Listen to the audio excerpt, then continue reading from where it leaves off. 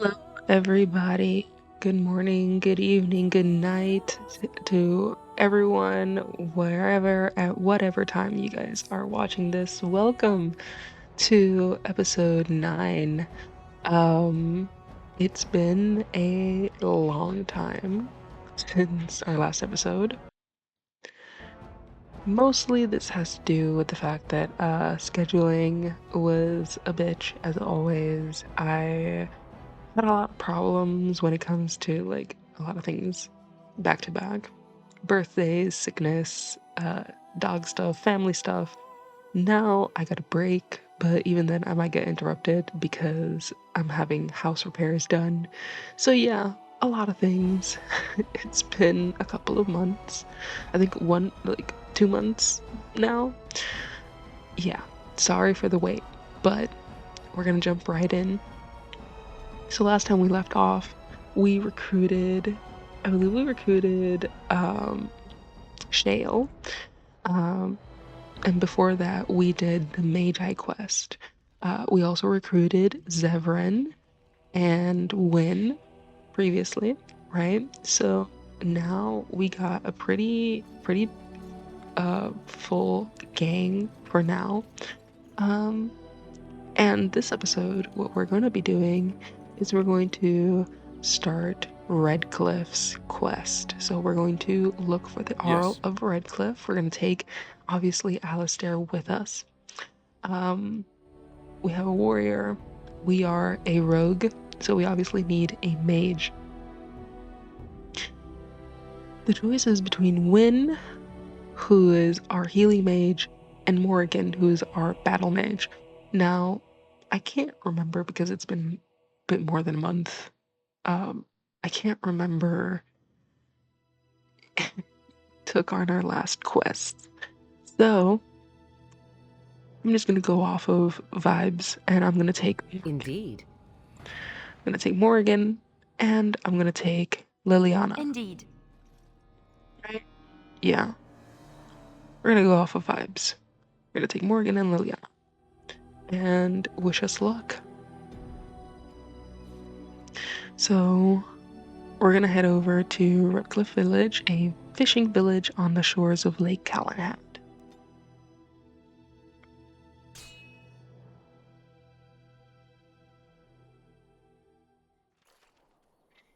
Okay. Before anything, I'll just level up these guys real quick because I forgot to level them up.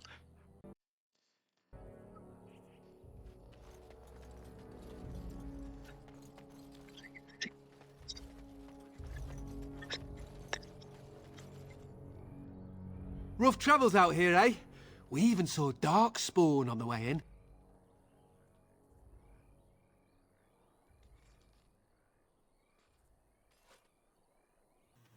Alright, sorry about that. As I was saying earlier, I do have some repairs going on in my house right now. So if there are a couple of jump cuts here and there, that's why. Oh, let me just tweak my mouse. My mic, because it's suddenly peaking again. Alright, that should be good. So, Darkspawn, you don't say. Right, Darkspawn. We killed a whole band of them on the way up from Lothering. We're delivering a message to the Chantry in Denerim. You? What's the message about? We saw a blood mage down near the Brazilian forest. We're off to tell the Chantry about him. I'm here to stop you. I thought you said... Wait, you're serious? Why not let us deliver your message? I suppose that's all right. As long as it gets there. Stay safe. Right, well, that quest line has to do with one of the what's it called? I don't want to say Circle of Magi. Mages Collective quests. So we're just gonna save real quick because I did click out of the game. There you go. Now that that's done, let's head on over to Redcliffe.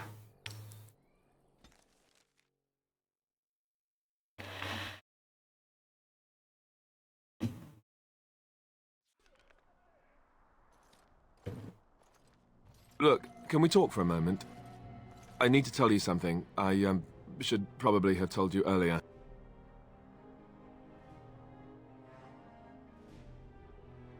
Let me guess. I freaking love the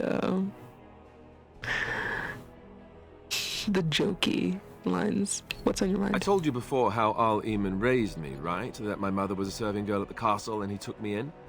The reason he did that was because, well, because my father was King Marek, which made Kaelin my half-brother, I suppose. Dun dun dun. Okay. So you're not just a bastard, you're a royal bastard. Doesn't that make you heir to the throne? Maker's breath, I hope not. I don't think so. You don't think so, do you? I'm a bastard. And nobody even knows about me. I would have told you, but it never really meant anything to me. I was inconvenient, a possible threat to Kaelin's rule, and so they kept me secret. I'd never talked about it to anyone. Everyone who knew either resented me for it or they coddled me. Even Duncan kept me out of the fighting because of it. I didn't want you to know as long as possible. I'm sorry. You still should have told me. You're right, I should have. It's brought me nothing but problems, to be honest. At any rate, that's it. That's what I had to tell you. I thought you should know about it.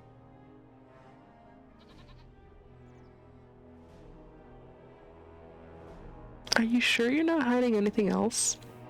Besides my unholy love of fine cheeses and a minor obsession with my hair, no, that's it. Just the prince thing. So I should be calling you Prince Alistair, then? No! Maker's breath. Just hearing that gives me a heart attack. It's not true, anyhow. I'm the son of a commoner. It was always made clear that the throne is not in my future. And that's fine by me. No, if there's an heir to be found, it's Arl Eamon himself. He's not of royal blood, but he is Kaelin's uncle, and more importantly, very popular with the people. Though, if he's really as sick as we've heard... Oh no, I don't want to think about that. I really don't. So there you have it. Now can we move on? And I'll just pretend you still think I'm some nobody who was too lucky to die with the rest of the Grey Wardens.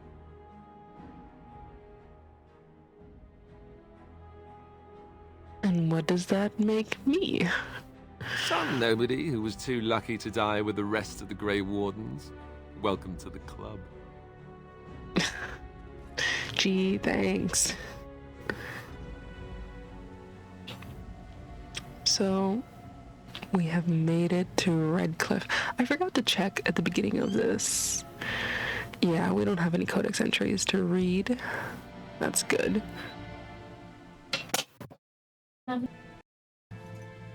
Alrighty. Ooh, major lag spike. Give me 1 second. Alright, now that that's better, let's head on over. Again, if you hear background noise, it's because of the construction. I thought I saw travelers coming down the road, though I scarcely believed it. Have you come to help us?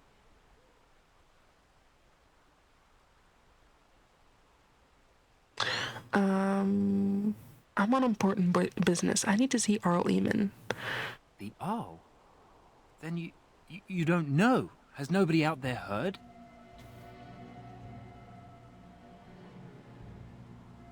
I've heard Arl Eamon is sick, if that's what you mean. He could be dead for all we know. Nobody's heard from the castle in days. We're under attack. Monsters come out of the castle every night and attack us until dawn. Everyone's been fighting and dying. Apparently everyone seems to agree that a blight is the perfect time to start killing each other. Marvelous, really. We've no army to defend us. No Arl and no king to send us help. So many are dead. And those left are terrified they're next. Hold on, what is this evil that's attacking you? I don't rightly know. I'm sorry, nobody does. I should take you to Ban Tegan. He's all that's holding us together. He'll want to see you. Ban Tegan, Arl Eamon's brother. He's here. Yes. It's not far, if you'll come with me. Sorry for the lag, guys. For some reason, it lags and then I don't know. I'm gonna see if I can fix it again. Oh, now running smoother.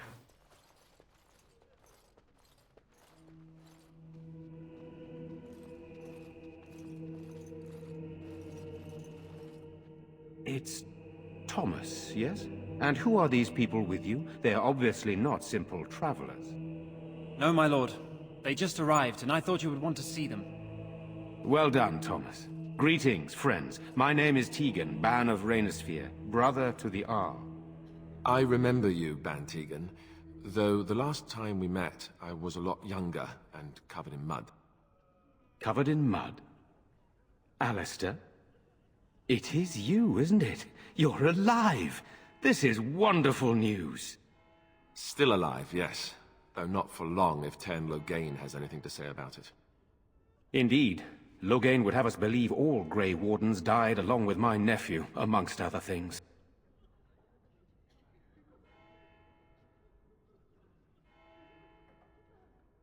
No, not all of us died. So you are a Grey Warden as well. A pleasure to meet you. I wish it were under better circumstances. You're here to see my brother. Unfortunately, that might be a problem. Eamon is gravely ill. No one has heard from the castle in days. No guards patrol the walls, and no one has responded to my shouts. The attack started a few nights ago. Evil things surged from the castle. We drove them back, but many perished during the assault. What evil things are you talking about? Some call them the Walking Dead, decomposing corpses returning to life with a hunger for human flesh. They hit again the next night, each night with greater numbers. With Cailan dead and Loghain starting a war over the throne, no one responds to my urgent calls for help. Feeling tonight's assault will be the worst yet. Alistair, I hate to ask, but I desperately need the help of you and your friends. It isn't just up to me.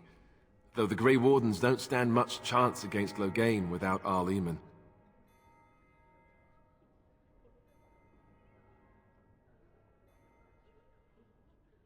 You want my help? You don't know me. I know Alistair, and I trust those he chooses to travel with. What do you say? First, I have questions.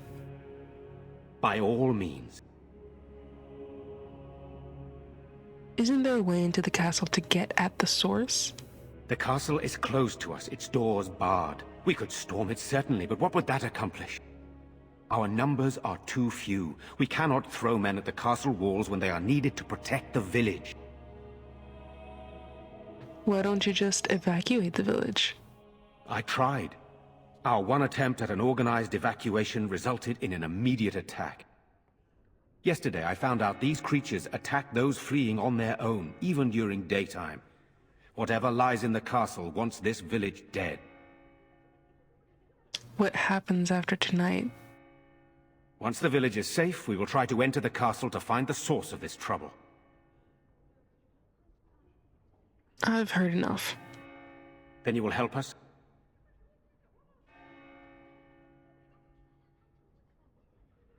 Very well, I will help you. How pointless to help these villagers fight an impossible battle. One would think we had enough to contend with elsewhere. Thank you. Thank you. This means more to me than you can guess. Thomas, please tell Murdoch what transpired. Then return to your post. Yes, my lord. Now then, there is much to do before night falls. I put 2 men in charge of the defense outside. Murdoch, the village mayor, is outside the chantry. Sir Perth, one of Eamon's knights, is just up the cliff at the windmill, watching the castle. You may discuss with them the preparations for the coming battle. I'm on my way.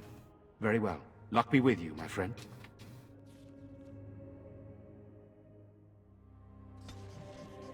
Now then, I'm going to... Morgan disproves -5.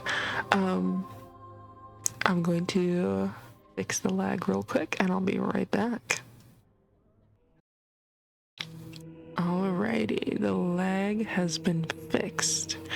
So, before we head off, let's talk to Van Tegan again. What do you need? There is not much daylight left. Tell me more about yourself. This is hardly the time to be discussing personal details, don't you think? We will have to fight for our lives very shortly.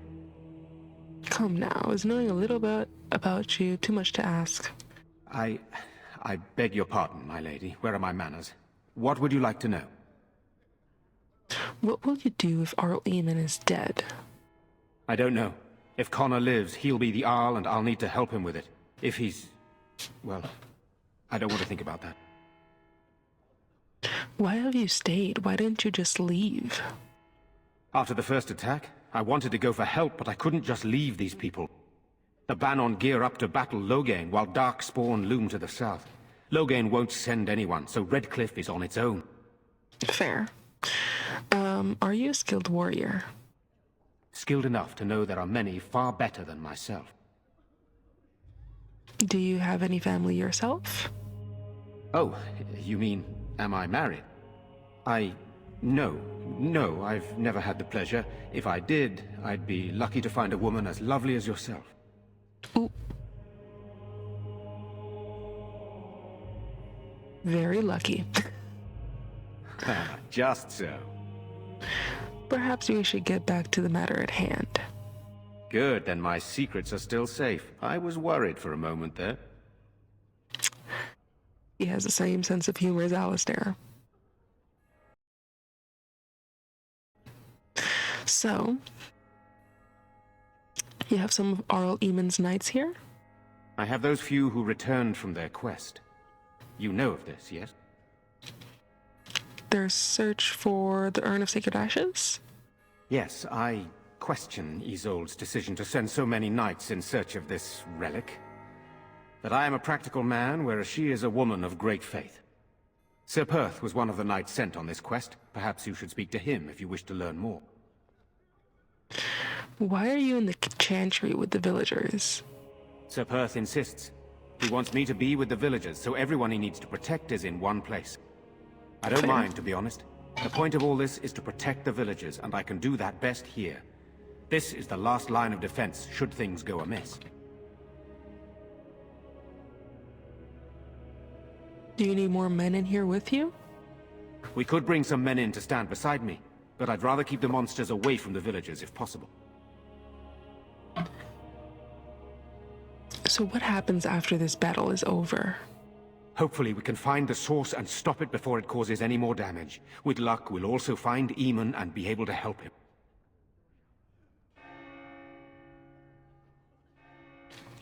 What exactly are these things that attack the village? I do not know. They seem to be walking corpses, men with rotting flesh that continue to attack even with the gravest injuries. Undead? Spirits possessing the dead. There could be several causes behind such a thing, none of them pleasant. I should get back to work. Very well. Luck be with you, my friend. Good, now that we've talked to Let us pray. Van Tegan. Blessed art thou who exists in the Maker's sight. Blessed art thou who seeks his This forgiveness. should be easy enough. Blessed art thou who seeks his Collect return. all the codex Blessed is the entries. prophetess, his daughter, sacrificed to the holy flame. May the They're chant gone. reach the Maker's ears and tell Gone. him Oops, of Oops, our I'm contrition. walking into a wall. When will they be back? On me? I'm scared, Mother. When are the bad men coming? Soon, darling. Don't worry. Everything will be all right. I want to go home. Where's Father? Why can't we go home? So there's I already Jitta. You're a Grey Warden, right? in the village from the bad men. Were you in Ostagar? Stay here and be in the Korkari Wilds. My husband and son went there to bring the chant of light to the chastened, but I haven't heard from them since. Are you Jeddah? I am. You've heard of me? Your husband and son are both dead. I thought that might be the case. Thank you for telling me. Certainly. Maker's blessings upon you. I guess so. I'm pretty sure we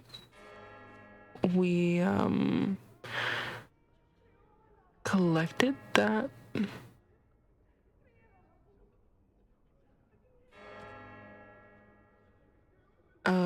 We never collected the last will and testament. Damn. I thought we did. Good day. Okay, that's Irenia, but nothing to talk to her about. But we can talk to Caitlin. Sorry. Am I bothering you? I'll try to be more quiet.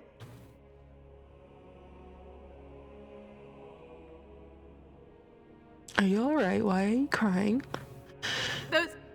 Those things dragged my mother away. I don't know what happened to her, but I hear her screaming all the time. Everywhere.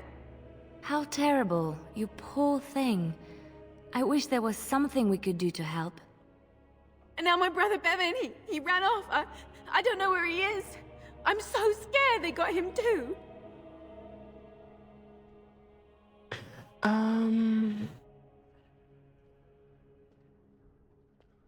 Why would he run off? Do you know? He said something about saving Mother. He's just a little boy. He doesn't understand she's gone. If he has foolishly run off, then he is no doubt dead. You should get used to that fact. Damn. Nice. Maybe you want to kick her in the head while you're at it. Shall we comfort her with lies? If she is to face death, better she face it honestly. I hope he didn't try to go to the castle.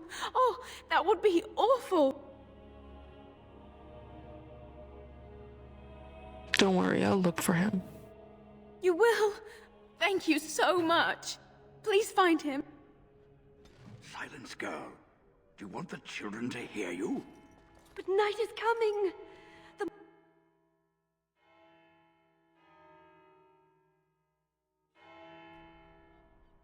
Alright. We are in the village now.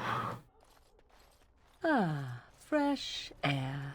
It was difficult to breathe within with all that self-righteousness crowding the air.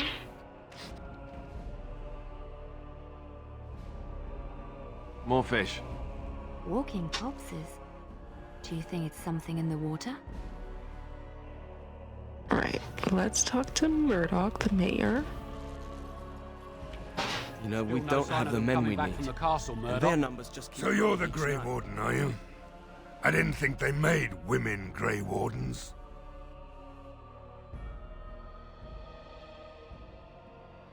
I don't think Darkspawn care who killed them.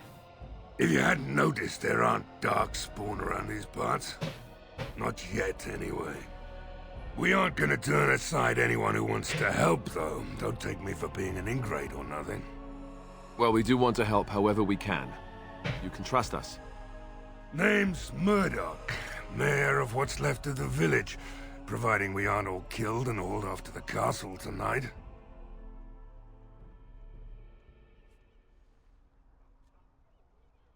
You know what I think about?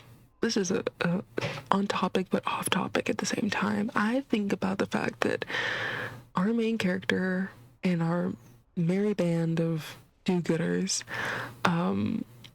we're all basically like 19 to 21, right? Excluding Wynn and excluding Shale and Sten, like, who are obviously older, but like me, our main character, right? Alistair,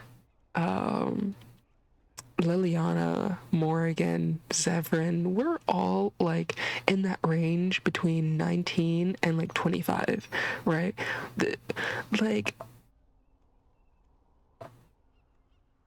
I can't imagine being like 19 years old and being in charge of saving an entire like kingdom. That's wild. Also the music suddenly stopped, so have faith, good man, we will defeat this evil together. I hope you're right. I really do. Anyhow, you're here, and they tell me you're in charge. It's funny because I recognize his voice, but I know it's from Mass Effect, and I keep forgetting the name of the character from Mass Effect. If you know, you know. He's a DLC character from Mass Effect 2, and I can't for the life of me remember his name. But I know it's the same voice actor because that voice is distinguishable as fuck. What can I do to help? We need what little armor and weapons we got repaired, and quickly, or half of us will be fighting without either. Owen's the only blacksmith who can do it, but the stubborn fool refuses to even talk. If we're to be ready for tonight, we'll need that crotchety bastard's help. Why does Owen refuse to talk to you? His daughter, Valena, is one of the Alessa's maids, so he hasn't heard from her since this whole business started. He demanded we attack the castle, break down the gate, and force our way in. I said it was impossible, but he wouldn't listen. He's locked himself in the smithy now. I can't force him to do repairs. He said he'd rather die first. Nobody else can do these repairs? Not by nightfall, and not well enough that I'd be happy to test it in combat. If there were others, don't you think I'd ask them? Is there anything else you need? We could use some extra bodies. Having a veteran like Dwyn in the militia would help a lot, but he flat out refuses. Tell me about Dwyn. He's a trader, a dwarf, lives near the lake.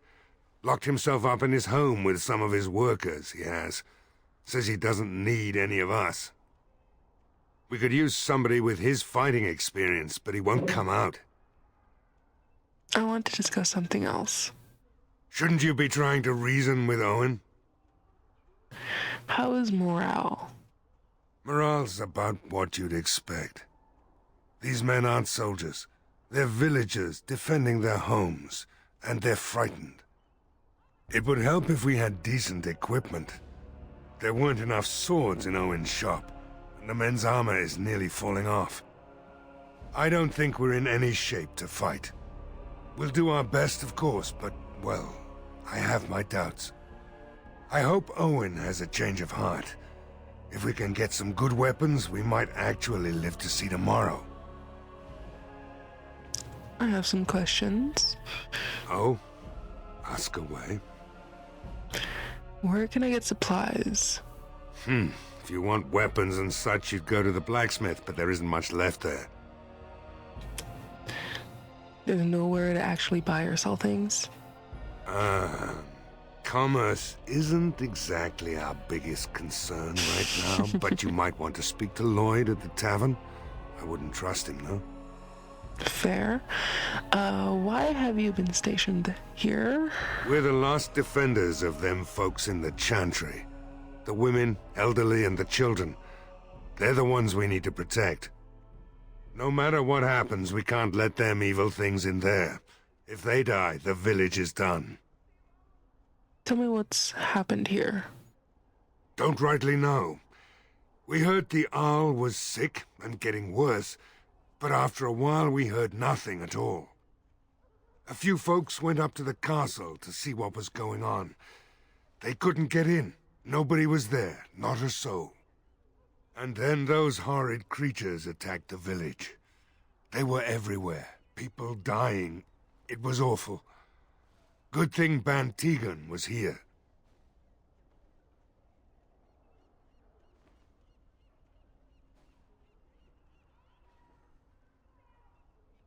Do you know anything about Arl Eamon's illness? No.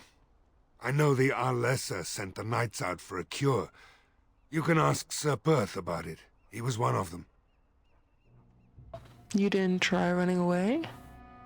Some did, yes. They put their belongings together and ran. And creatures attacked them on the road. We only know because the survivors came running back. I want to discuss something else. Shouldn't you be trying to reason with Owen? I just have some questions. Oh? Ask away. Okay, that's it. Carry on then. Right. Let's hope we see morning. Tell them to maintain watch.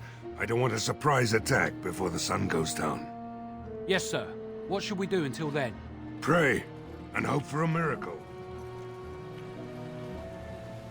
Right. We exhausted that conversation, so now let's just, get to doing the actual quest of helping everyone set up. So we got to talk to the blacksmith, and we got to talk to Dwyn, and we have to talk to Sir Perth. Go away. Curse you. Leave me in peace. You've already taken everything out of my stores. There's nothing left. Is this Owen, the blacksmith? I need to speak with you. Huh? Who is that? What do you want? I've been through enough. I'd prefer not to speak through a door. Can I come in? Certainly not. I don't know you and I don't want to. Off you go.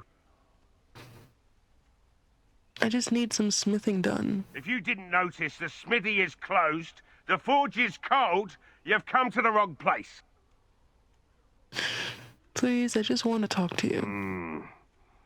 All right, all right. I don't know why you're so determined. Here, I'll get the locks. Maker's breath. What is that smell? It's like someone set a brewery on fire. Somebody's been drinking. So I let you in. You wanted to talk. Now we're talking. Mind telling me who you are? My name is Kia, a Grey Warden helping ban Tegan. A Grey Warden, is it? It takes all kinds. Funny, you didn't sound like a dwarf through the door. Can't say I expected that. Anyhow, my name's Owen, though you might already know that. Care to join me as I get besotted? Or is there something in particular you wanted? Phew, smells like a brewery in here. I've been drinking since I got up this afternoon. That makes, 3 days, maybe more. Why have you locked yourself in the smithy? My girl, Velena, is one of the Alessa's maids, and she's trapped up there in the castle, but the mayor won't send anyone for her. She's been my life since my wife passed on 2 years ago. Now she's dead, or soon to be. I don't care what happens to me or the village, or anyone!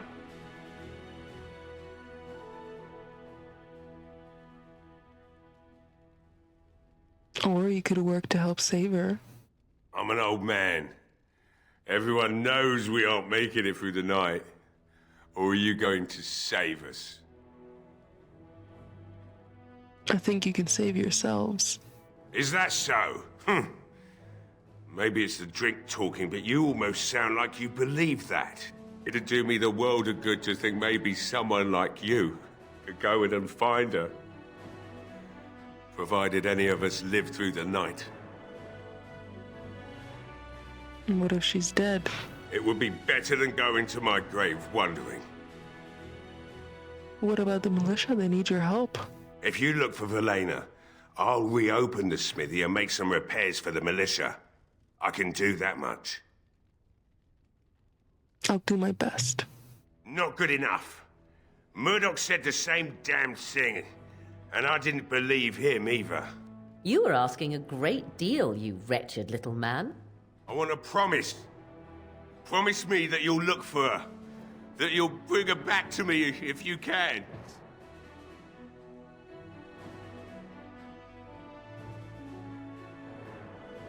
But no one can get into the castle right now.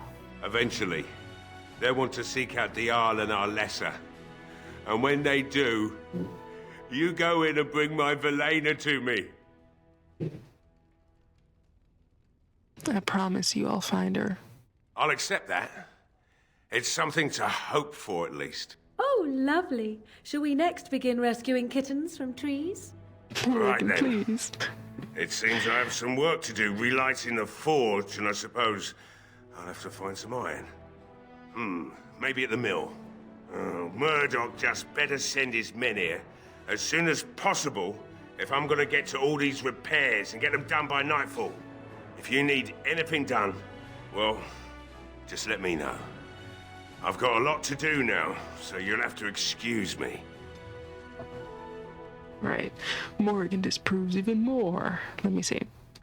How are we doing in terms of relationships? We are warm with Alistair, neutral with Morgan, neutral with Liliana, and then me, myself, and I. Let's see. Can we talk to Owen some more? I must admit, it feels good to be up and doing something finally. There's no way I'm sobering up before morning, however. Nice to see you have some purpose. I've you to thank for that, stranger. Just do what you've promised, and it will have been worthwhile. What do you know about what's going on? You mean why are these creatures attacking the village? Obviously something wicked corrupts the castle. My daughter used to tell me the Arlessa was up to something, hiding things from her husband. I told Velena she was imagining things, but maybe the Arlessa was involved in something. Blood magic, maybe. What else did your daughter say? She thought the Arlessa was having an affair with some tutor she hired for the boy, Connor. I never listened much to her talk about it, though I wish now I had. It doesn't matter anyway. She's lost to me, and I can't do anything about her warnings now. And what do you know about the Arlessa? Only that she's an Orlesian girl from beyond the Western Mountains. Far too young for our Arl. That's what I say. And too proud and headstrong from the sounds of it. You think the Arlessa made Arl Eamon sick? I'd never make such accusations, but maybe. If she was using foul magic, then maybe she just didn't.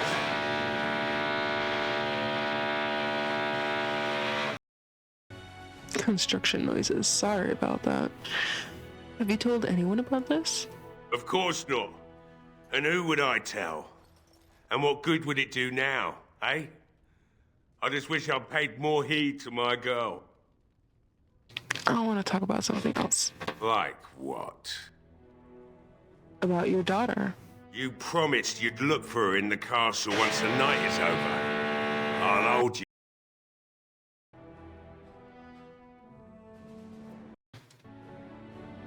Okay, let's talk business then. Right. I haven't got much, obviously, but I'll do whatever I can for you. Let's see. Does he have... Nope. It's just... armor and weapons, no backpacks. Let's loot his crate. Hey, I see you found my hiding place. I stuck some old equipment in there before Murdoch could get his hands on it. Hidden trapdoor. I don't think there's anything you'll need in there. But it's hard to say. I was in a bit of a rush when I filled it up.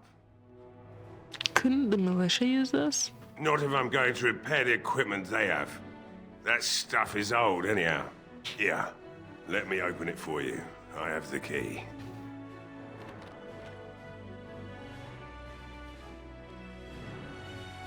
Okay. Let's get started. Give me all that good loot. And let's dip. So we've talked to the smithy. Now, let's try and talk to Dwyn. I'm just gonna look around here first. Get that depth root. And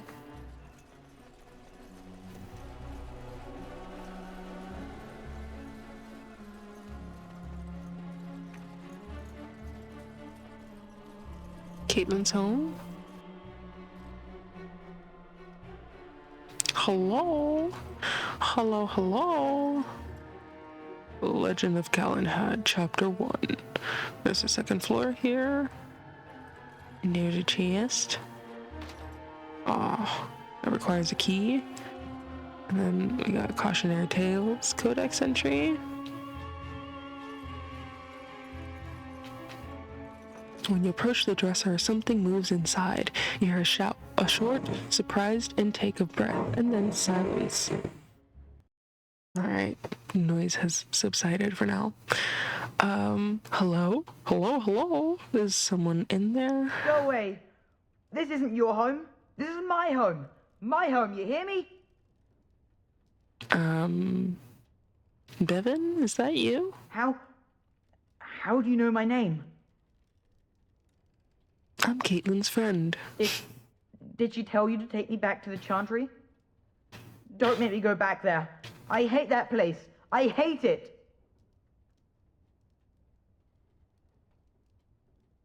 Why are you hiding in there? It's not safe. I know, but I don't want to be in the Chantry. Everybody's scared. But they tell me I shouldn't be scared. And they tell me I shouldn't be sad that Mother died. I don't want to be sad. I'm brave. I'm going to be a hero. I'm going to fight them off. I will. Just when you thought the noise was over. Okay, so from in there? No. I just heard you coming, and I guess that's not very brave of me, is it? I'll come out now.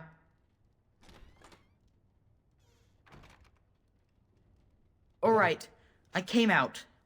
You won't hurt me, will you? I'll go back to the Chantry if you really want.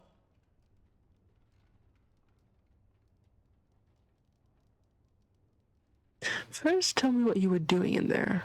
I can't tell you. It's a secret.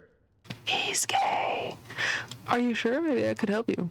No, I won't tell you. And you can't make me. You can't.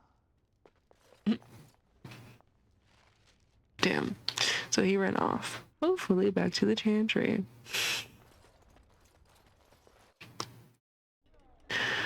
Anywho. We got a door to the general store. Oops. I accidentally pressed a number. Thankfully, it did not have an ability to it.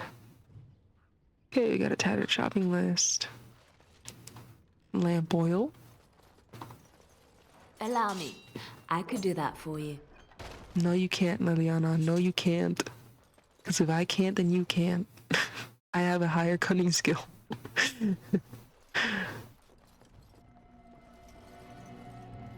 She's just trying to bluff her way. Let me ask you this then, Morrigan. What if there really was a maker? Then I would wonder why he has abandoned his creation.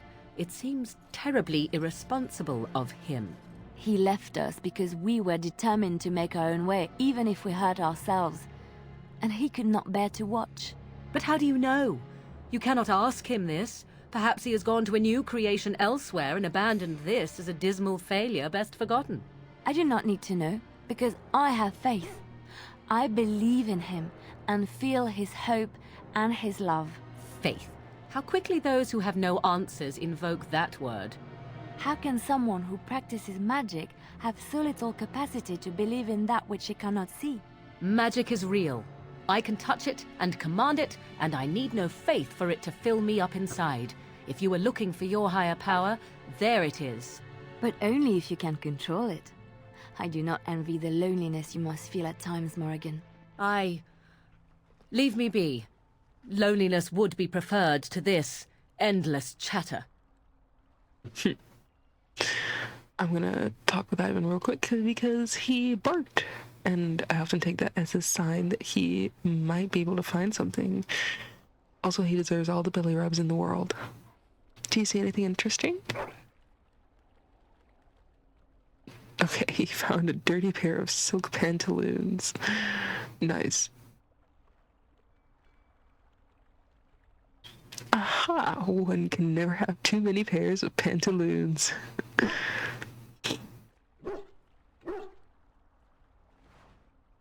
Nice. Now we can loot this. Elfroot. And Lake Helen had no swimming. Another codex entry for the raiding session later. Let me just get this wood crate. And now we can continue looking for Dwyn. I'm making my way up to...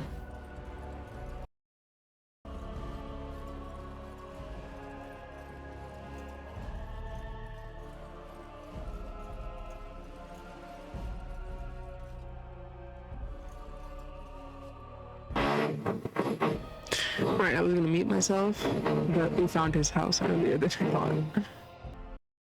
So we're just gonna head on in. The door is locked and looks as if it has been recently repaired. Hello? No one answers. Knock on the door. There's no response. So let's pick the lock. Alright. Let's head inside. Wonderful. Intruders. I hope you have a good reason for breaking and entering into my home. Well, you didn't answer. Is that how you greet a fellow dwarf? You've a high-born look about you. You were expecting some bowing and scraping, maybe. The name's Dwyn. Pleased to meet you. Now, kindly tell me why you're here. What are you doing shut up in here? Surviving. We have supplies to last for quite some time. And my boys and I can swing a weapon better than any of those fools out there.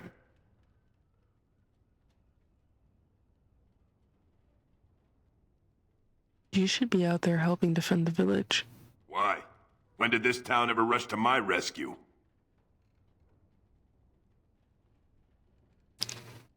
You're a coward. You look more than competent. With you out there, they don't really need me, do they? Your chances are better out there than in here. Thanks. But I'll take my chances in here. Everyone else can run around in the open waiting to die. Can't I change your mind? I have to admit, you've a better chance than most. At least another dwarf is likely to have a few rocks to rub together between their ears. What do you have in mind, then? Let's hear it. I'll put in a good word for you back in Orzammar. Uh-huh. And that means exactly what? Nothing. I'm a surface dwarf. And if you're still welcome there, more power to you.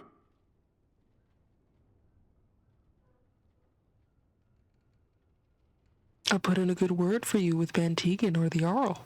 And what good would that do me? The Arl's probably dead. And I couldn't care less what Tegan thinks of me. What else you got? How about gold? I'll hire you to fight for the village. Are you serious? Yes, I am. I won't even stick my head out my door for less than 100 silvers. Then it's deal. You're getting off easy there. But like you say, I guess this town needs a hero. You better be out there too when the sun goes down. I'm not fighting for a lost cause, you hear me? 1 gold. I believe I have like 12. I got 100. What's 1 gold against 100? Oh shit. My mic fell. Okay. Now that we've talked to Dwyn, let's talk to her. Actually, can we talk some more with Dwyn? These humans don't know the hilt of a sword from the pointy end. This ought to be interesting. Okay, now we can talk to Murdoch then. Well, it looks like Owen's finally doing the repairs we need. The damn fool is falling over drunk and still manages to make smithying look easy. Good enough, I say. I'll inform Bantegan the militia is ready to fight. We'll give those bastards a welcome they won't soon forget.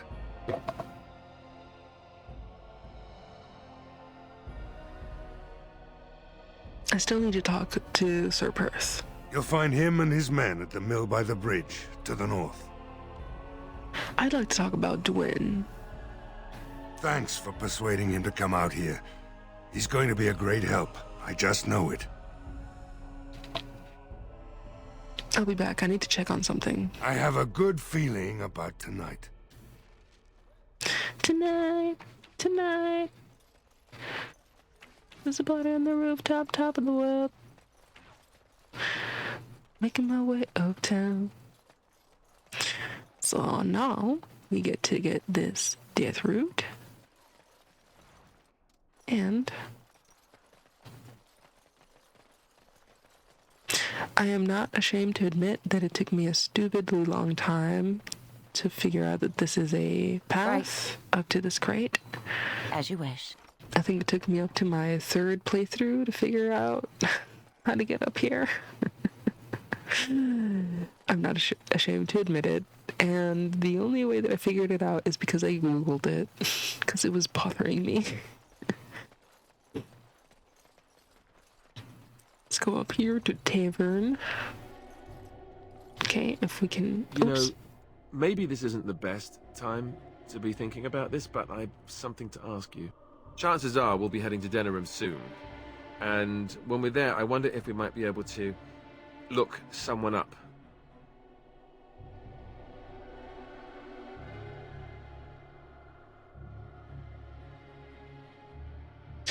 Loghain will get what's coming to him, I promise you. No, I know that. That's not what I'm talking about. The thing is, I have a sister, a half-sister.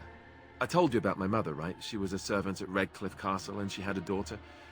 Only, I never knew about her. I don't think she knew about me either. They kept my birth a secret after all. But after I became a Grey Warden, I did some checking and, well, I found out she's still alive. In Denerim.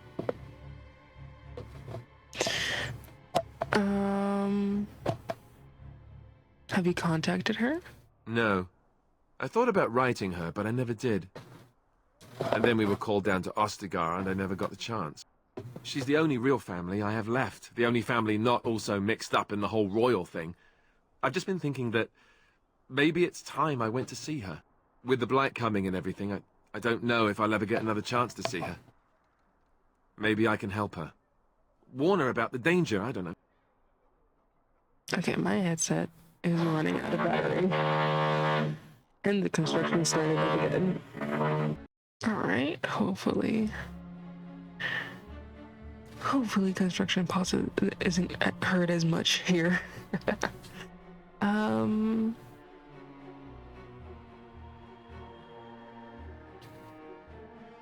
If you want to, we could try. Could we? I'd appreciate that. If something happened to her and I never went to at least see her, I don't know if I could forgive myself. Her name is Goldana, and I think she remarried but still lives just outside the alienage. If we're in the area, then, well, it's worth a look. Okie dokie. I didn't mean to click on Alistair. I wanted to click on the tavern, but okay. Okay, we got Bella, Burnwick, Lloyd, who Murdoch mentioned. And we got militiamen. More loot to note, so let's talk to Bella first. Another doomed soul come to drown their sorrows here, I see. If you came here for a drink, you'll have to talk to Lloyd. He's got a vice grip on the spigots. I'm just here to keep the boys from mutiny. So how has business been? What business? Without the castle soldiers, the only customers we have are local. And they're all in the militia with no money to spend. The few with any money are here, but it's not enough to justify working. Lloyd's a greasy pig. And if I didn't need this job so badly, Why don't you leave? And go where? With no money and no prospects, I just end up somewhere else working for someone worse. You could leave if you had some help. You mean after the fighting's over? I'd really like that. What would I have to do in return? How about not end up at another tavern? Well, I can't promise that, but thank you. I don't really know what to say. Shouldn't you be at the chantry? Later on, yes. Lloyd will lock himself in the cellar, and I'll go to the chantry. Are you fighting tonight? Yes, I am. That's good to hear. I didn't know that. What do you know about that elf in the corner? Not much. He's very quiet. Says his name's Beric and he's here to meet his brother, but I think he's lying. He's a bit creepy. Right, well, I should go. Keep safe.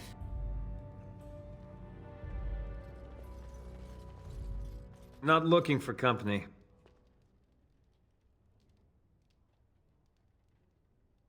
I hear you're Berwick. What? How did you know that? Well, that's my name. Why? You seem awfully nervous. Why is that? No reason. I just didn't know how you knew my name. That's all. I asked around. Oh, I guess that, makes sense. Look, you're very pretty and all, but I was told to, just leave me alone. What do you mean? What were you told to do? Nothing. Nobody told me to do anything. Just because you're a Grey Warden doesn't mean you can go around threatening people. And how do you know I'm a Grey Warden? I just, overheard it, that's all. If you'll excuse me, I want to get to the chantry before the sun goes down. This will be easier if you just tell me what you're hiding. I don't want trouble. I'm going to the chantry now. Just leave me alone. Stop right there, answer my questions, or else. All right, I'll tell you. Just don't hurt me. This is more than I bargained for. Look, they just paid me to watch the castle and send word if anything should change. But they never said anything about monsters. I haven't even been able to report anything since this started. I'm stuck, same as you, I swear.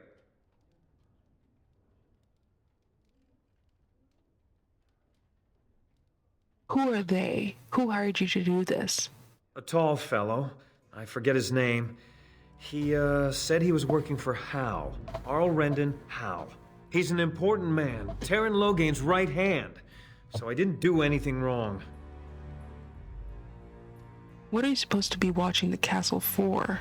Just to report any changes, honest. All I could send word about was the Arl getting sick. After that, monsters started coming from the castle.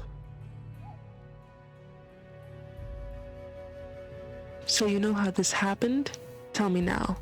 I don't know anything about these creatures.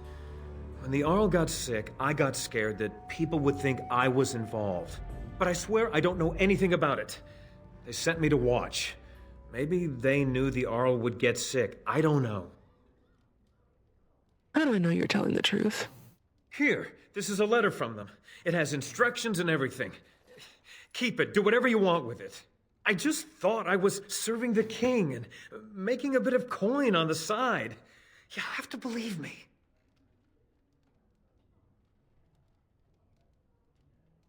I think you should help defend Redcliffe tonight. Oh, all right. I'll do it. Thank you for your mercy. I won't forget it.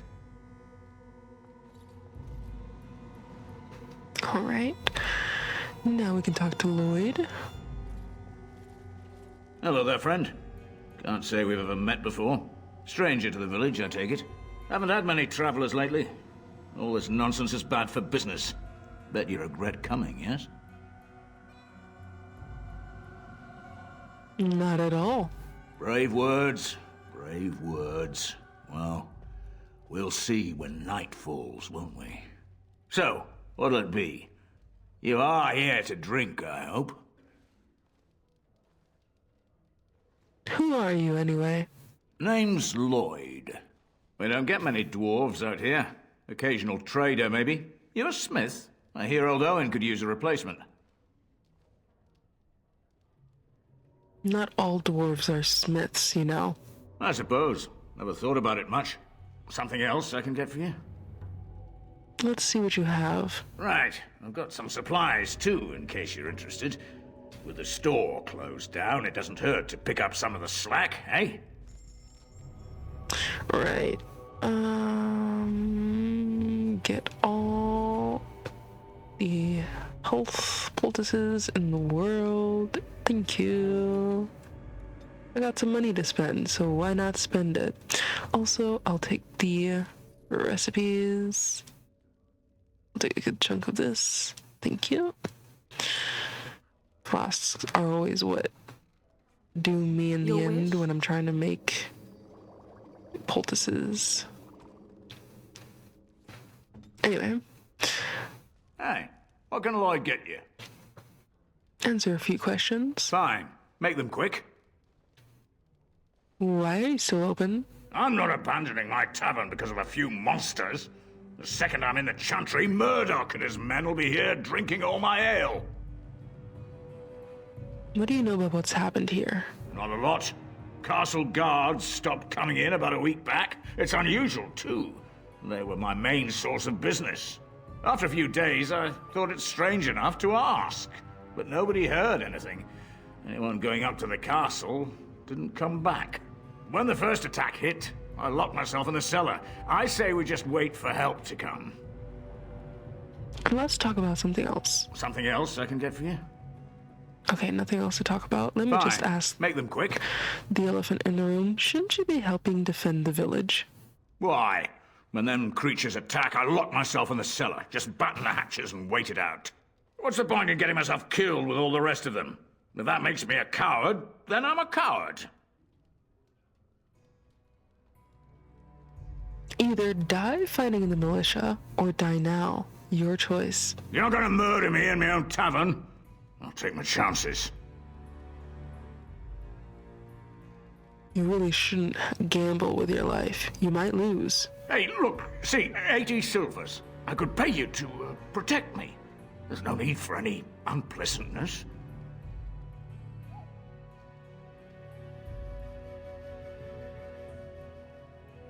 I prefer you join the militia. But I... Oh, all right. But all of this better be here when I get back. I don't want the place drunk out from under me. Blasted bloody... Speaking of drinking out from under him. No matter how much ale I drink, I can't quite forget the sight of those creatures. We just come here to try and forget what's happening. Murdoch don't like us being here, but what can he do about it? Maker's blessings on you tonight. Hopefully, we all make it through. I see you got that bastard Lloyd to join the militia. It's about time he did something to help out. I guess this puts me in charge. Poor Lloyd will have an apoplexy just thinking about it, eh?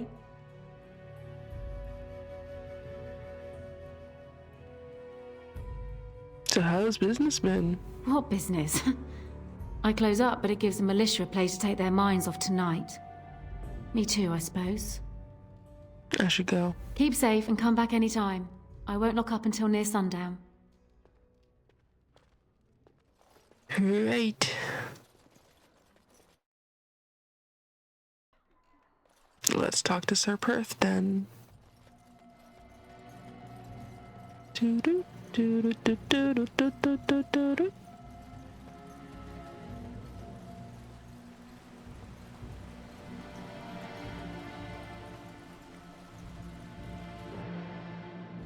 House on the hill. Yes? What can I do for you? I have a letter for you from the Blackstone Irregulars. I knew this time would come. I should have listened to my wife. Don't sign that paper, she said. They might pay you a few sovereigns now, but they'll be back. Blast. I'll see you on the front lines, I suppose. See me? See me on the front lines? No. No, my good sir. I am not going to fight for the Blackstone Irregulars. I mean, I technically might for a few quests, but I'm not going to be on the front lines. So,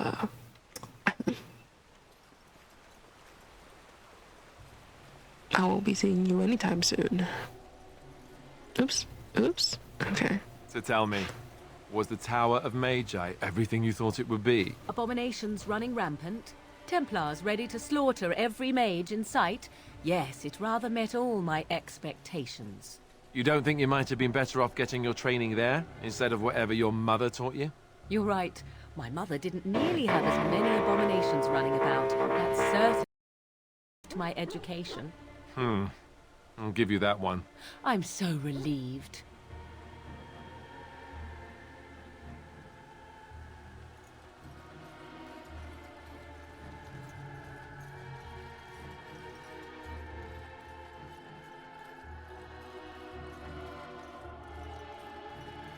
No word from the castle? No. All is still, as it has been for days. With an unnatural stillness, as though there is naught in there but death. Say no more. Sorry, Lives, and I will mute. not listen to your inauspicious Mute chatter. mic. I can't speak. Mute my mic for a second. Greetings, Grey Warden. I am as relieved as Ban Tegan is to see you here. I must admit I am unfamiliar with addressing a dwarf of your station. I do not wish to be rude. Call me Grey Warden, for that's what I am. Grey Warden it is, then, and thank you kindly. I am Sir Perth, until recently in direct service of Arl Eamon of Redcliffe. For now my charge is defending the village from these evil assaults. Would that I had chosen not to seek out the urn of sacred ashes. Perhaps I would have fended off whatever evil befell the castle, or perhaps I would be dead. Ah well, with a Grey Warden aiding our defence, perhaps all is not lost.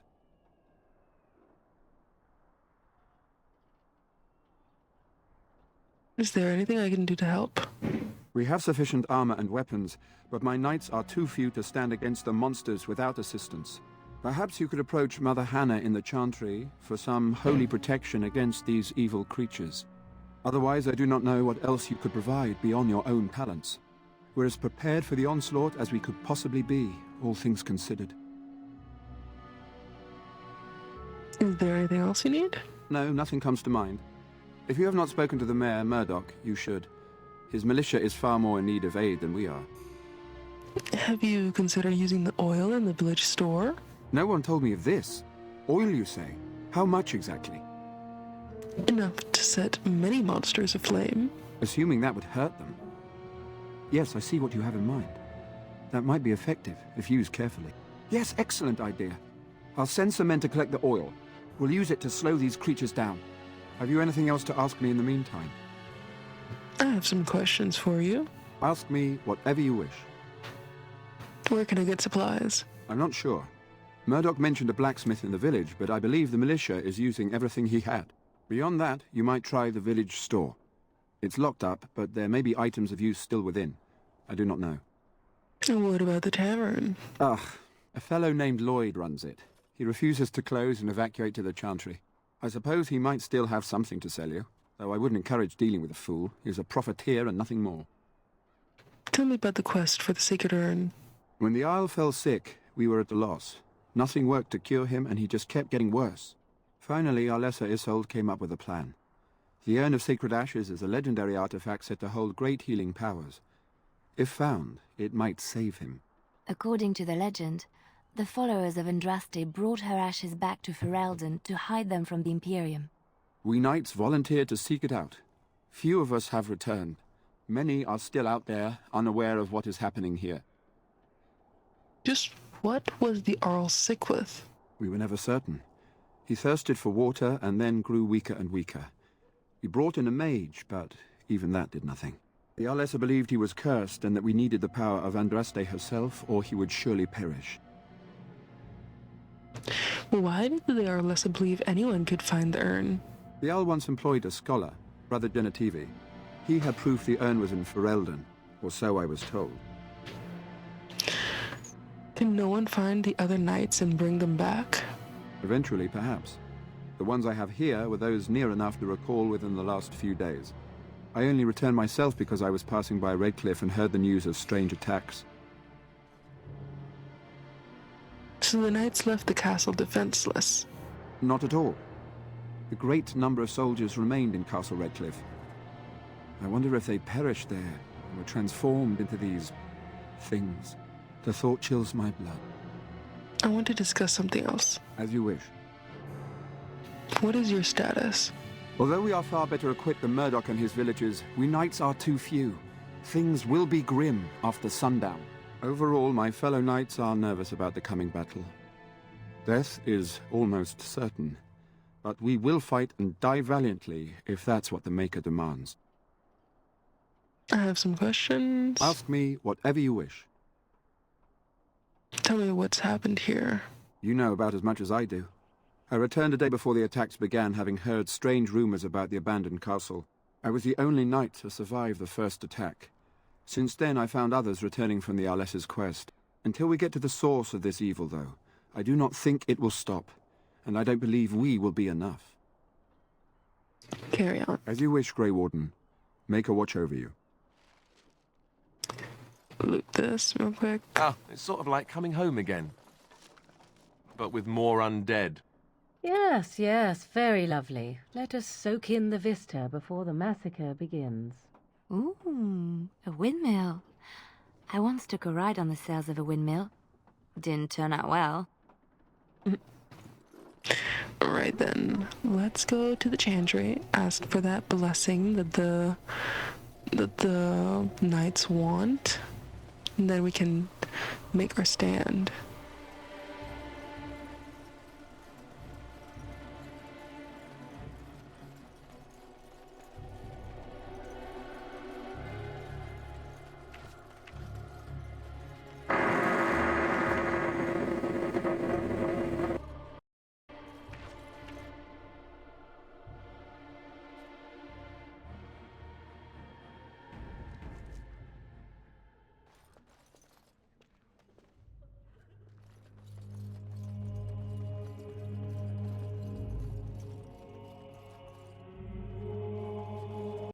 Talk to Mother Hannah. You are of dwarven blood and a stranger amongst us, yet you defend a home that is not your own.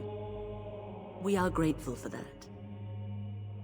Is there a reason I shouldn't help? Perhaps not, but many dwarfs do not hold the Chantry and its adherents in high regard. Allow me to introduce myself. I am revered Mother Hannah, head of this Chantry, which for the moment is a place of refuge for these poor villagers. How awful this must be for you all. Is this everyone who's left? All those who cannot defend themselves, yes. They are terrified of tonight's attack, and I fear these walls will not keep them safe. What can I do to help with your task? Okay, there goes the sound again. I'm not gonna be able to read this part. Give me a second. Okay, so how safe is the Chantry? It is the sturdiest building in the village. The women, elderly, and children will stay here during the battle, while the militia and knights protect them. They set up a barricade outside the Chantry to keep monsters from getting inside. If anything gets in, Ban Tegan is our only defense. Please, have mercy. Help these people. Do whatever you can. Sir Perth needs holy protection for the knights. I have done all I can for them. I pray for them each night and seek the Maker's forgiveness for their sins before they face their deaths. What Sir Perth seeks is something that is not in my power to give.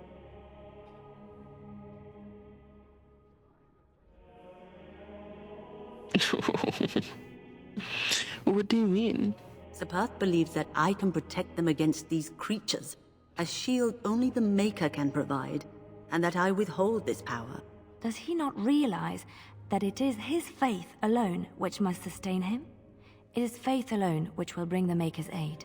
Unfortunately, he seeks the Maker's protection in a far too literal sense. This is something I cannot promise nor provide. Well, can't you just tell him the Maker will watch over him? Morale is a powerful thing, you know. You mean you want me to let them think the Maker protects them in a real sense?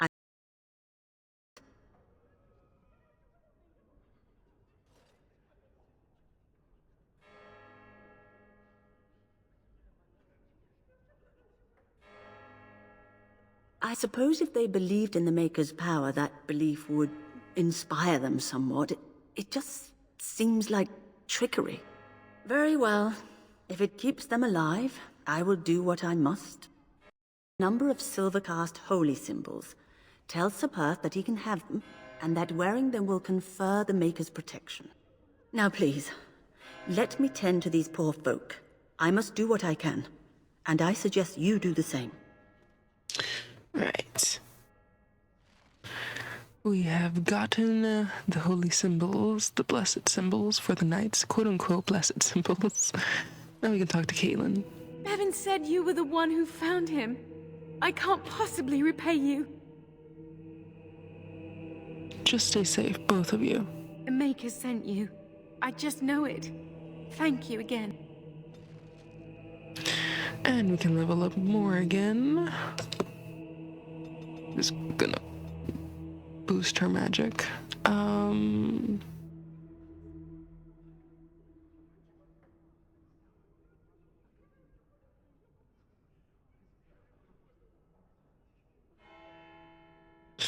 Ooh, I really want to get Crushing Prison, so we might pump into that line. Yeah, I know that you can, like, if you go a certain dialogue, you can get a reward by that quest line, but honestly, for me, because I always do the Magi quest line, I always find that reward is sort of lackluster. Like, if Redcliffe is your first stop, then the sword is worth it, but not if it's your second or third stop, you know? Anyway, we can talk to Murdoch. The repairs are underway surprisingly quickly, considering how drunk Owen is. We may just make it. How's morale? The men's spirits are high for now. Far better than I expected, to be honest. Dwin's presence makes the men a bit more confident. It helps to know a veteran is on our side tonight. Since you convinced Owen to start repairs, we're pretty well armed now. That is a relief, let me tell you. Overall, I'd say the militia's very ready to fight. Never thought I'd say that, but there you go. Is there anything else? I'll be back. I have a good feeling about tonight. Where are you going? I thought you were going to help us.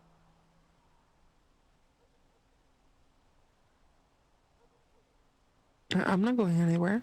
Oh, it looked like you were. If you did leave, I doubt we'd still be here when you got back. I'm just saying. Where? Oh, Jesus Christ, what? It transported me over here. I was gonna go up to the windmill. Okay. Obvious bug glitch is obvious.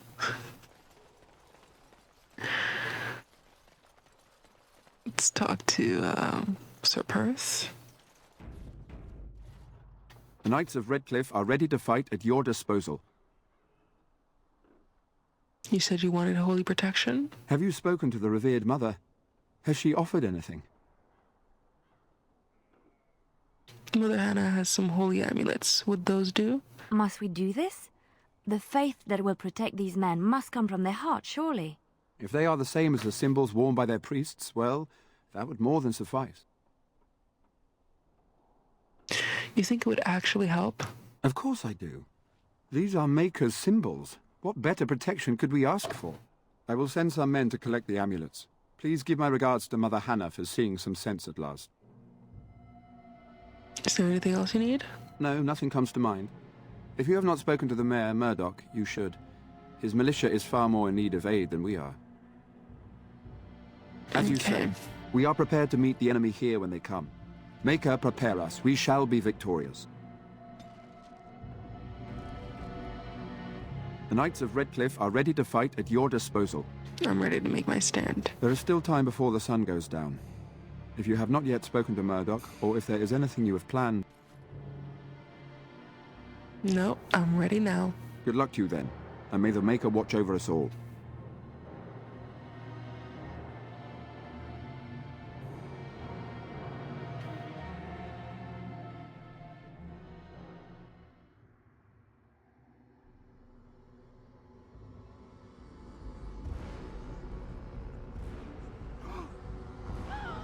They're coming!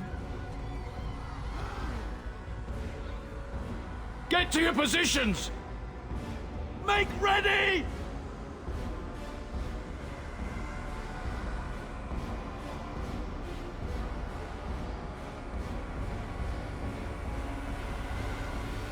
It's time, men. Know that we fight for the Maker and our hour. Light the traps. Burn these foul creatures. Hold. Okay. They can start attacking from afar. Another battle, I And now, me, Alistair. Okay, for some reason it's not letting me select multiple. Oh, there we go. So now we can start attacking. Victory shall be mine. Let's make this quick.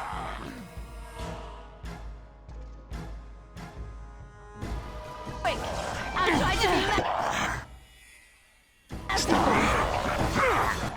Get him. Get this one. Is this a sustained? No, it's an...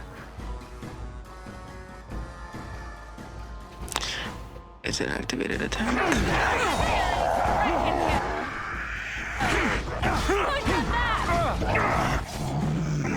Every time there's a stun, just attack them.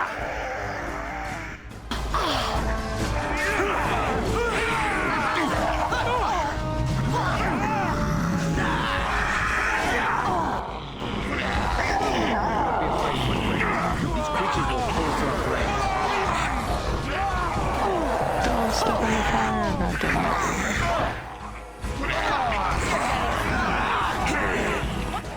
He attacked.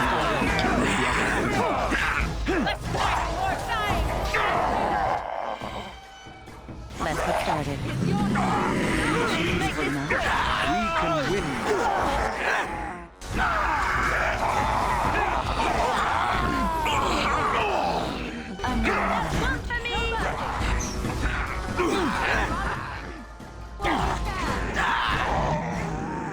I knew it. I knew a corpse would eventually make their way over to them.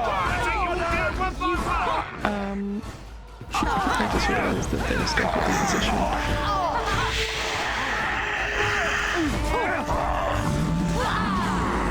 Show them the might of Redcliffe!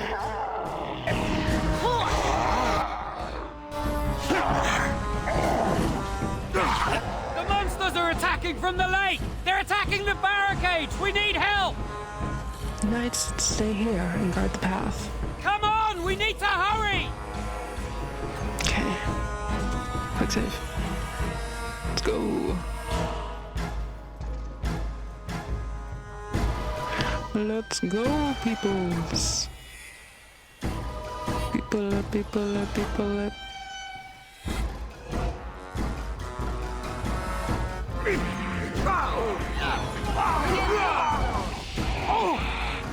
Okay, before we continue, you and you need to move closer, because we're rushing in to attack.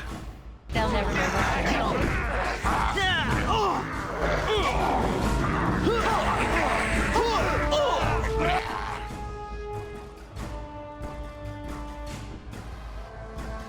You got Thomas. Got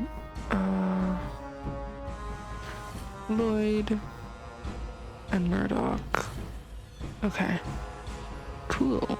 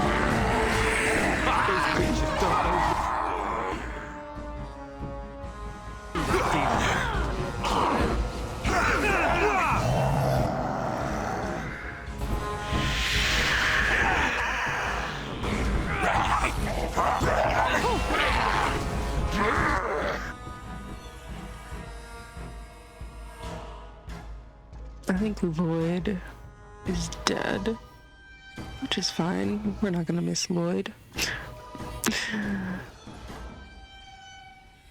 I would like... I do wish for...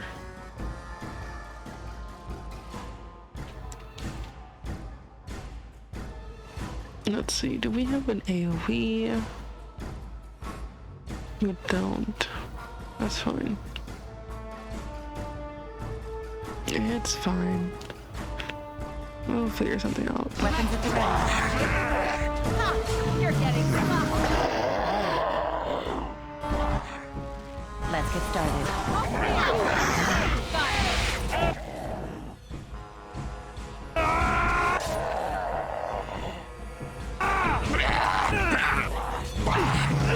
So far we're doing well. We're doing well. I'm keeping almost everyone alive, save for Lloyd. Is Thomas down? I don't see Thomas. Oh, there's Thomas. I don't even remember who Thomas is.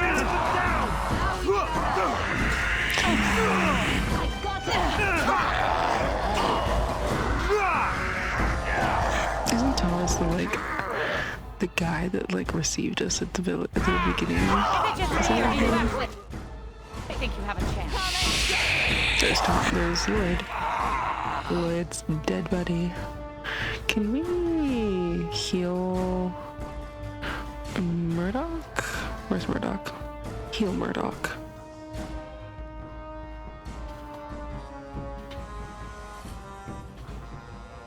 Armed and dangerous, ready for action.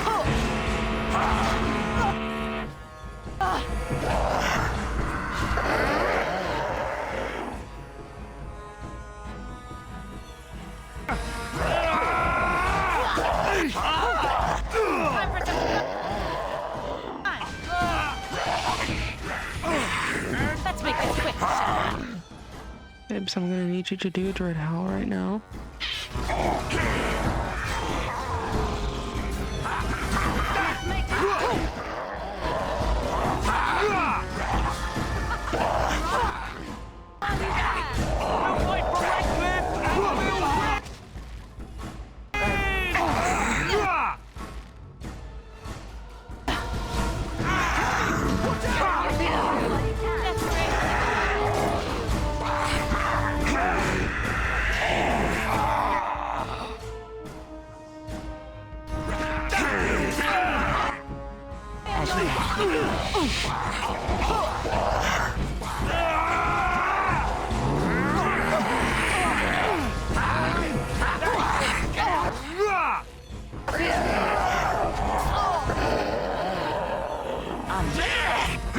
That's not the last of them, I'm sure.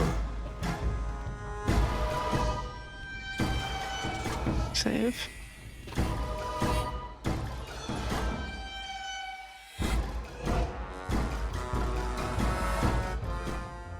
Dawn arrives, and we survived the night. We are victorious. And though this victory came at great cost, we must remember none of us would be here were it not for the heroism of these good folk beside me. I thank you, dear lady. Truly the Maker smiled on us when he sent you here in our darkest hour. Finally.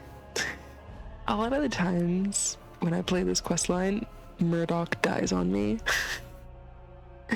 I was able to defend Murdoch. Murdoch lived to see the day. Lloyd died, but that's fine. He won't be missed. I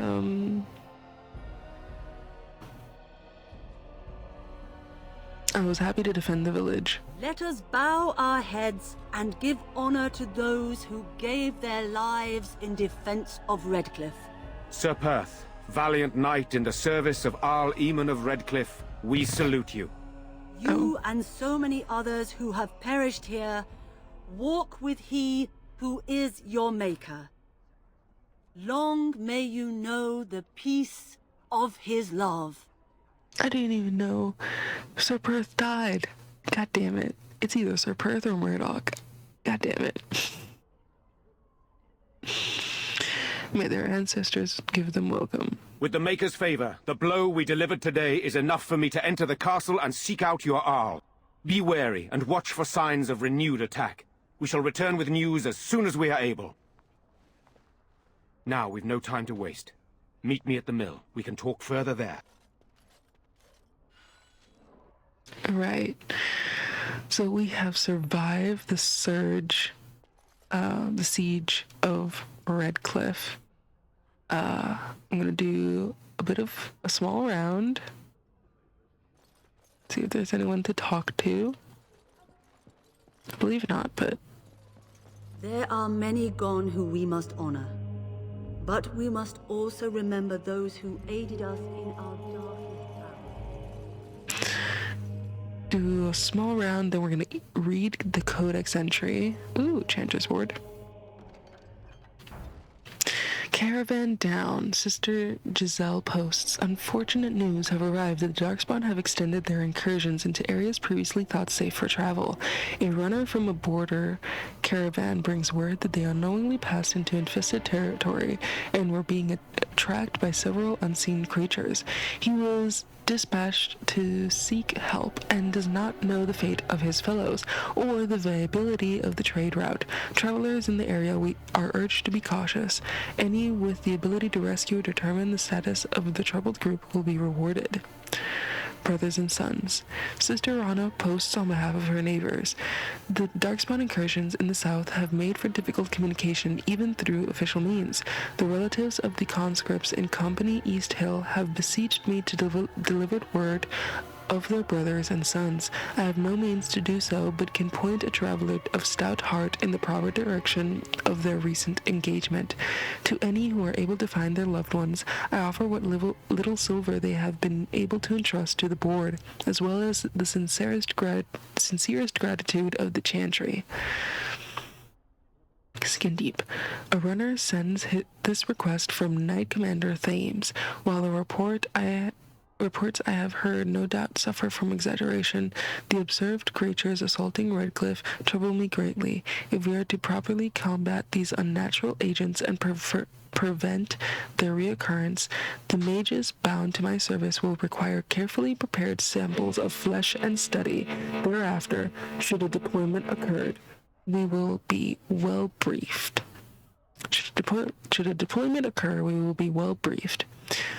If there are skilled warriors present, I would have them gather samples from any remaining creatures as close as the presumed source as possible. The Chantry will reward this basic assistance with spiritual acknowledgement. If the request is exceeded, gold will be added, but the offer is limited. Sister Reyna has heard reports of an imminent tragedy. A runner has brought me dire news of a group of refugees fleeing from the Darkspawn. They have been cornered in unfamiliar ground, fighting for their lives. The Templars are necessarily occupied, and my own means are few and stretched. If someone of skill has the ability to deliver these people, I can offer the honest gratitude of myself and of the Chantry. Hopefully there will be enough of the rare person we need. That will be enough for the real person we need. Unintended consequences. An urgent plea from Brother Baird. Something is stalking the wilds, killing the good merchants who support our towns in these difficult times. One would assume that this is the reason the Chantry employs the use of the Templars, but they are unmindful of a simple brother's plea. I understand they have the Darkspawn and the constant threat of uncontrolled magic to contend with, but are they not meant to protect the common people? Whatever the source of this thing, whatever unconscionable force has unleashed it, someone must make the roads safe again. All we know is that it's not animal, bandit, or darkspawn. If anyone will stand, I will provide my own wealth as compensation. Right. So we got some quests. Got Beggars, Doomsayer, got Thomas. So we won the battle? If this is what war is like, with so many people hurt and dying, I don't want to think about what fighting the Darkspawn will be like. Van Tegan or Arl Eamon will be calling for volunteers soon, won't they? They'll need an army to fight in the south now. I'll go when they call me, I guess. I'm going to get drunk first, though, if you'll excuse me. Valid. Let's talk to Murdoch. I'm still amazed we made it through the night in one piece and won. They'll be telling stories about this for years, I bet. Fighting's not over. We still have Darkspawn to battle, and if the Arl sends out the call, I'll be there for him.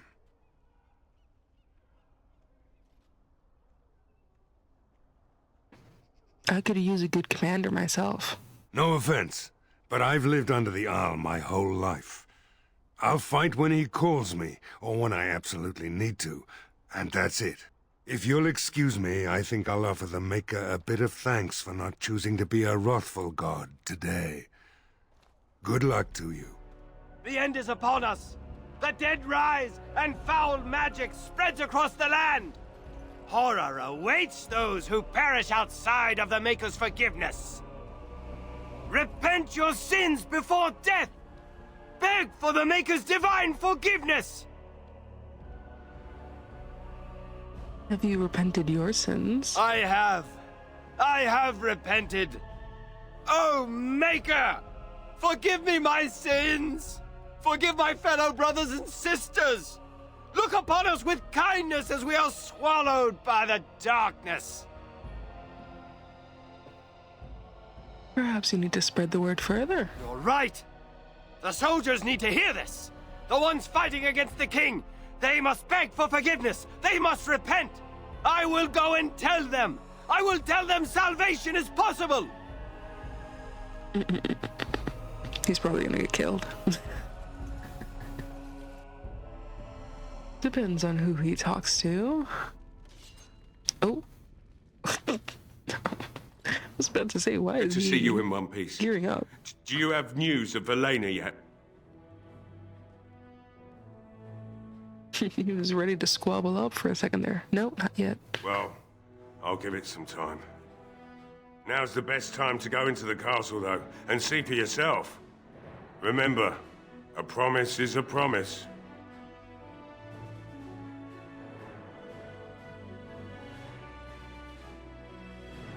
Sorry, I got distracted. I should go. Find my Velena. That's all I want. Right. Ooh. Zooming in.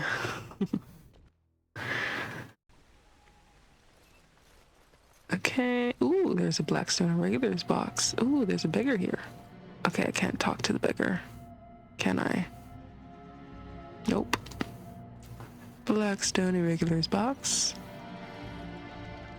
Grease the wheels, my friend. I have a task that requires some tact and discretion, and I think you're perfect for the job. The Blackstone Irregulars cannot survive without the patronage of nobles, mages, and other groups who retain our services. For that work to continue, however, we have to ensure that the people are looking out for our interests. To that end, I asked you to make a trip to Denerim and pass on our appreciation to certain individuals. Return when you are done, and I'll see that you are rewarded. Your friend, Tyrn. Gotcha. Gotcha. Let's talk to Dwindlin.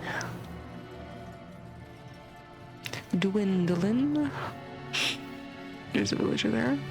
Huh. Hey, Dwin. Phew, some fight. Reminds me why I left Orzammar in the first place. Why is that? Constant fighting. A warrior's life there is blood, ash, and dust. Though I'm not sure who's dirtier. These creatures or Darkspawn. Thank you for helping with the battle. Don't thank me. You paid me, fair and square. First thing I'm gonna do is get some sleep. For about a week. Go celebrate or whatever it is you're gonna do. You won, right? You're a hero, or something. Go celebrate or whatever you have to do. What do you intend to do now? Rebuild. Same thing I intended to do before. Except this time, there's more humans left alive to help. First thing I'm gonna do is get some sleep. For about a week. Go celebrate or whatever. Right. Oops. Go celebrate or whatever you have to do. I could use your help with the Darkspawn. If I wanted to fight Darkspawn, I'd have stayed in Orzammar. No thanks. Okay, I'll go. Go celebrate or... Alright.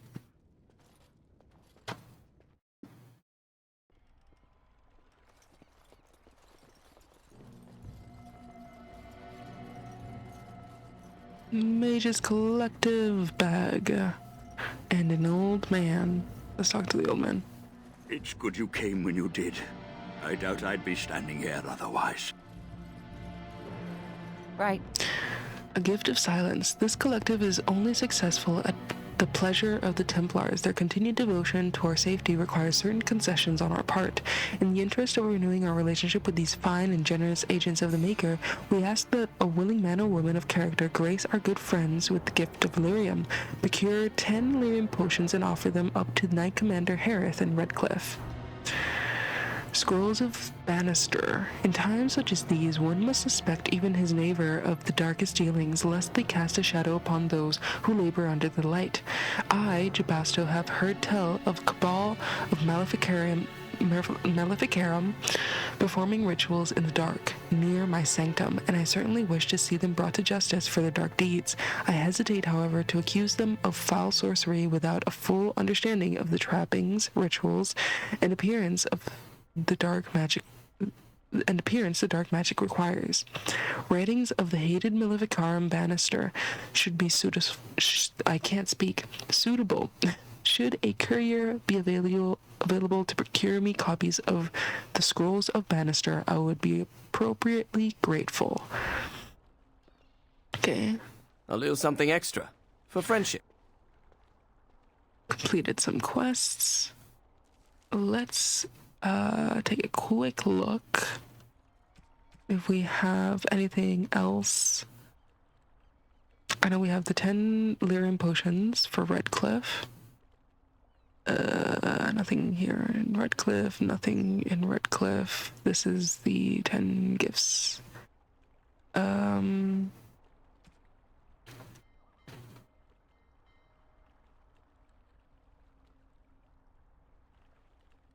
Ooh. So I could either turn in the Knight Commander Harith, or I could continue with the bribe. That's interesting. I already delivered the conscript. Samael in Lake Callahan. I think I already found him.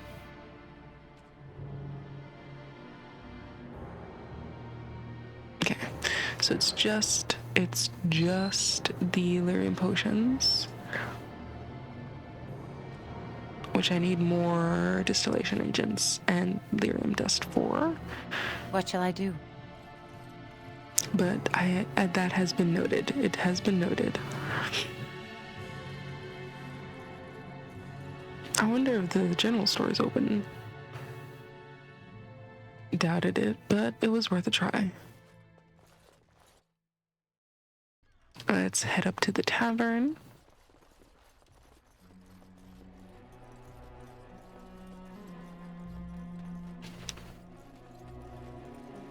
Making my way uptown, walking fast, faces past, and I'm homebound. It's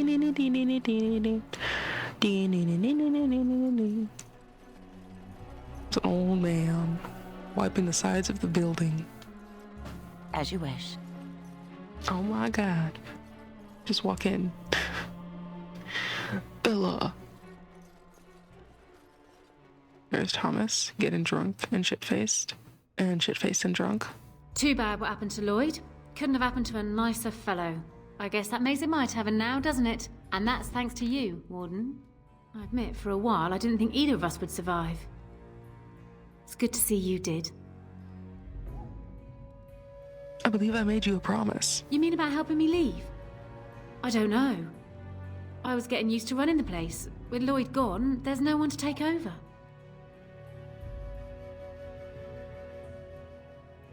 Why don't you take it over? I might just do that. Thanks for the offer, however. That was quite generous. Anything I can get you? I need some supplies. Fair enough. Let me see what Lloyd stored in the back. You can help yourself. Supplies, motherfucker. I'm pretty good on poultices. Let me get this one poultice, that's fine. Oh, she's giving it to me for free! For free, dude. I was gonna say brood. Instead of bro and dude, I said brood. Okay, so all that's left is to go up to the windmill and continue talking to Ban Tegan. But as I said before, we're gonna end this episode right here.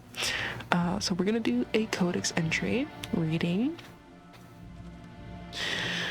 We got Commandments of the Maker. These truths the Maker has revealed to me, as there is but one world, one life, one death.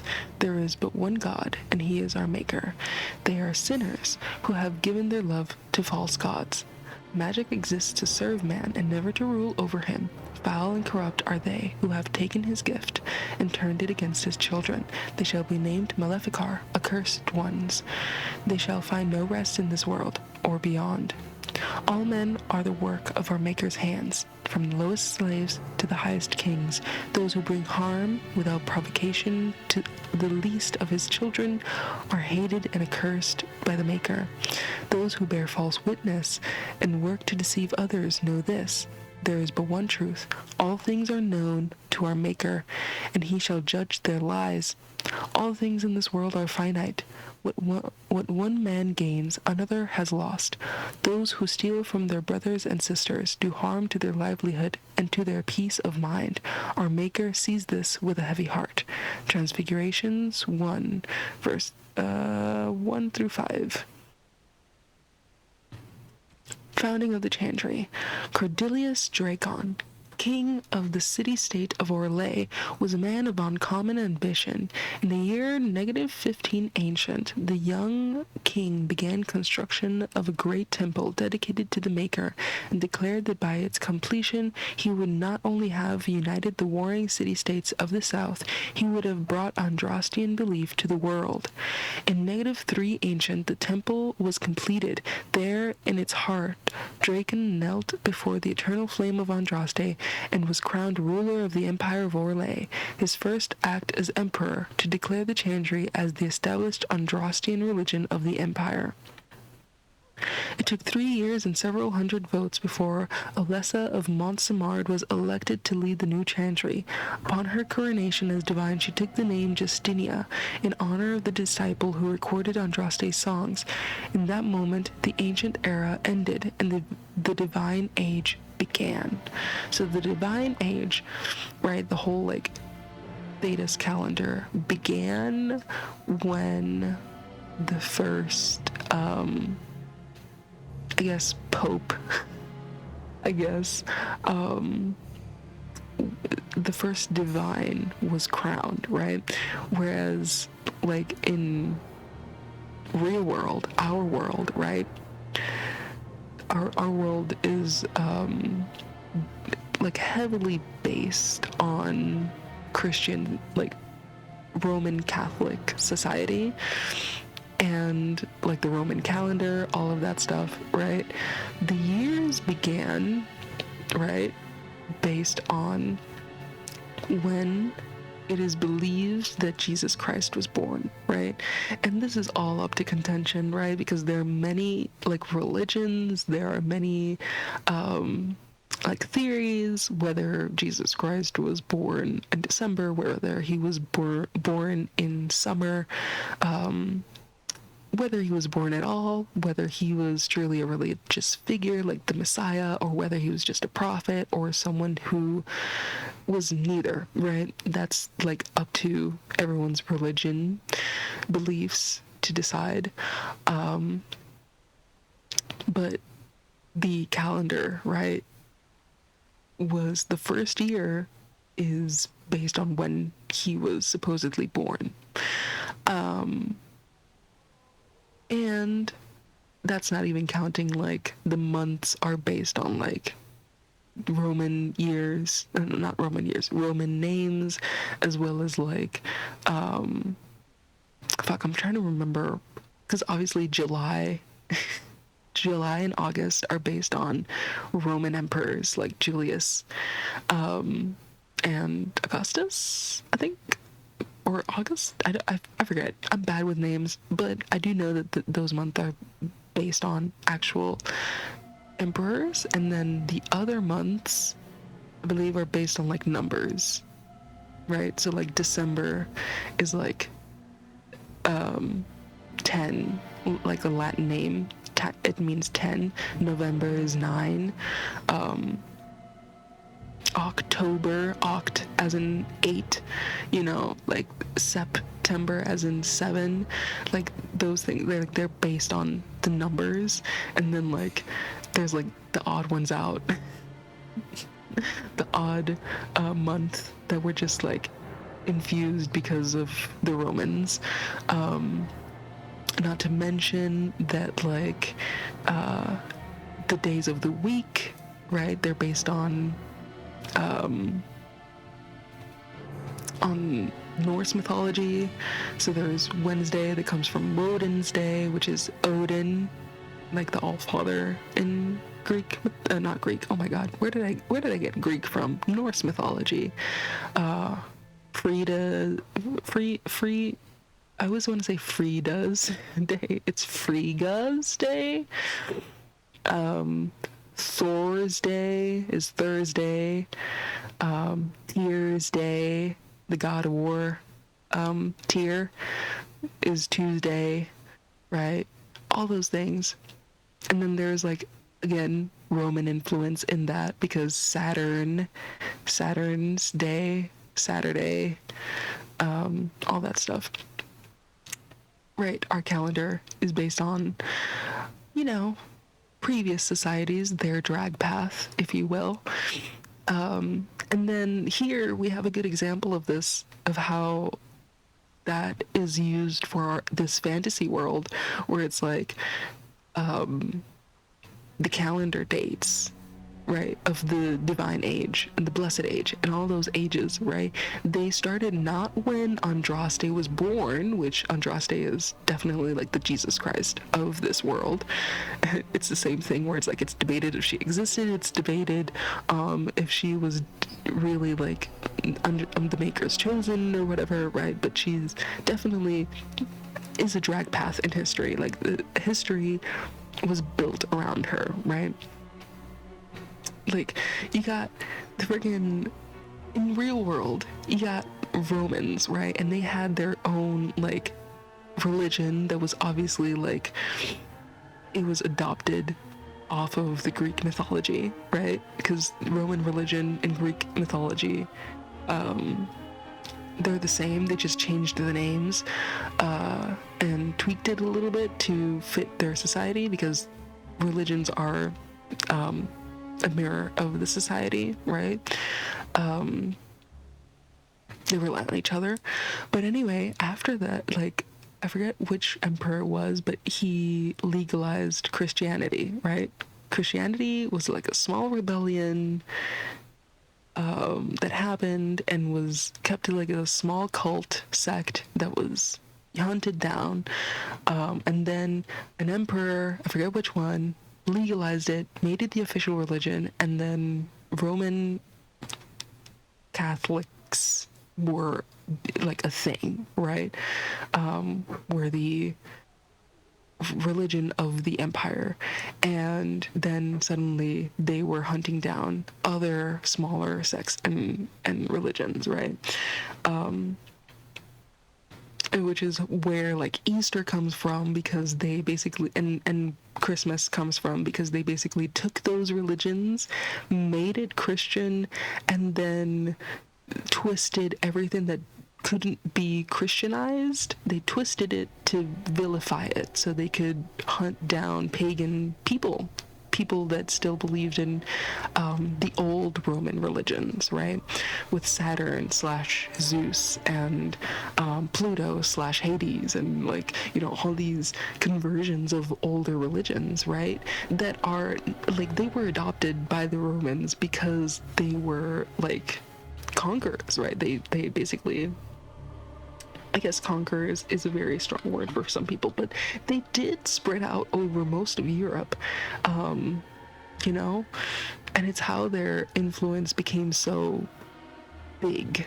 Like, even after the fall of Rome, like, the Roman Catholics had enough of a standing that they were able to then spread their influence onto the kingdoms that came after, like friggin' France and Spain, you know.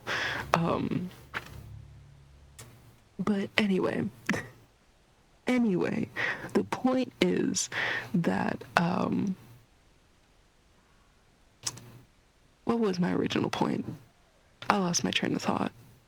Oh yeah, so basically in the same way that like Rome was the original drag path of how Christianity came to spread over most of Europe and reach, you know, because it spread over Europe, it reached where other places that Europe tried to conquer, you know, like friggin' Africa, it has a place in like Asia, it has a place in the Americas because the Americas were colonized, brutally colonized, conquered by the Europeans. So we're not gonna say I say brutally conquered and colonized because Native Americans were there first, right? And they, you know, we're not gonna touch that like we're not gonna sugarcoat it is what I want to say. We're not gonna sugarcoat it. The point is that like that same drag path that we see in the real world, we also see it in this game, right? Because the founding of the Chantry was in the Empire of Orlais. The founding of the Chantry was in the Empire of Orlais. The actual actions of Andraste, like Andraste was born in what is now known as Ferelden, right? And her actions took place in Tevinter, right? Tevinter was also an empire. Like, Tevinter was well known to have conquered most of Thedas, and then Orlais became its own empire, and Orlais, we know, also tried to conquer parts of Thedas. Like, we know that they tried to conquer Ferelden, and Ferelden had their own, like, civil war of, like, trying to reclaim their kingdom, right? And whether or not Ferelden took on the Chantry's beliefs because of Orlais conquering Ferelden, I don't think that's ever clarified, but I like to believe that it is, because, like, think about it, like, Orlais is the founding of the Chantry, like, they conquered Ferelden, which is well known to have been the home of Andraste, who was, like, a wilder, you know. Ferelden is the home of the wilders, it's the home of the werewolves and the all these like tribes, which is like a parallel to our real world Vikings, right? They're meant to be like, Vikings were meant to be quote unquote barbarians. How much you believe that is up to you, because there are certain things that lend to, like, there's barbarian sects of the Vikings, and then there's like more organized sects of the Vikings that were like, you know, they groomed themselves, they had really good hygiene, they had like really good like sailing practices, there are different versions of history about the Vikings. So yeah, how you choose to envision of the Vikings is up to you. I also like to believe that, like, there's always going to be the bad people, there's always going to be better people that get along well with others, and then there's always going to be the Roman Catholic Church that like to villainize people that did not fit in well with them, right? And we all know that there were definitely like a lot of conflicts when it came to whether or not your kingdom worshipped the Catholic Church's gods. God. There's only one God in the Catholic Church. there's many gods when it comes to Viking mythology and Greek mythology. Anyway, the point is that I freaking love humanity. I love the talk of like sociology, humanities, anthropology. I love all of that, and I freaking love seeing pieces of real world history and how it influences media and games, and like how it can be interpreted in different ways. I love it. Anyway, enough of a ramble. Let's continue with Codex entry readings. Sorry about that. Demonic possessions. Why do demons seek to possess the living? History claims that they are malevolent spirits, the first children of the Maker, angry at their creator for turning from them and jealous of those creations he considered superior. They stare across the veil at the living and do not understand what they see, yet they know they crave it. They desire life. They pull the living across the veil when they sleep and prey on their psyche with nightmares. Whenever they can, they cross the veil into our world to possess it outright. We know that any demon will seek to possess a mage, but upon doing so will create an abomination. Most of the world does not know, however, that the strength of an abomination depends entirely on the power of the demon that possesses the mage. This is true, in fact, of all possessed creatures. One demon is not the same as any other. Demons can, for instance, be classified. Enchanter Brahm's categorization of demons into that portion of the psyche they primarily prey upon has held since the Tower Age. According to Brahm, the weakest and most common of demons are those of rage. They are the least intelligent and most prone to violent outbursts against anything living. They expend their energies quickly, the most powerful of them exhibiting great strength and occasionally the ability to generate fire. Next are the demons of hunger. In a living host, they become cannibals and vampires, and within the dead they feed upon the living. Theirs are the powers of draining, both of life force and of mana. Next are the demons of sloth, the first on Brahm's scale that are capable of true intelligence. In its true form, this demon is known as a shade, a thing which is nearly indistinct and invisible, for such is sloth's nature. It hides and stalks, unaware, and when confronted, it sows fatigue and apathy. Demons of desire are amongst the most powerful, and are the ones most likely to seek out the living and actively trick them into a deal. These demons will exploit anything that can be coveted, wealth, power, lust, and they will always end up getting far more than they give. A desired demon's province is that of illusions and mind control. Strongest of all demons are those of pride. These are the most feared creatures to lose upon the world. Masters of magic and in possession of vast intellect, they are the true schemers. It is they who seek most strongly to possess mages, and will bring other demons across the veil in numbers to achieve their own ends, although what that might be has never been discovered. A greater pride demon brought across the veil would threaten the entire world. So, as we've talked about before when we talked about demons, there's definitely like a hierarchy, right? Rage demons are usually fire demons, hunger demons,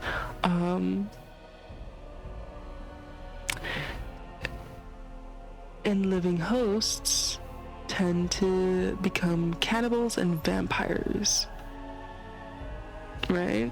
Sloth demons are usually shades. Desire demons are sloth demons are intelligent. Desire demons are also intelligent, and they're the ones that like exploit things that are coveted, like wealth, power, and lust. And pride demons are the most powerful that we know of. Masters of magic and in possession of vast intellect, and are the true schemers. A greater pride demon brought across the veil would threaten the entire world. Interesting. So, continuing on to culture and history, we have the Thetis calendar, which we've been talking about this entire, since the beginning of the series, but we finally got the codex entry about it.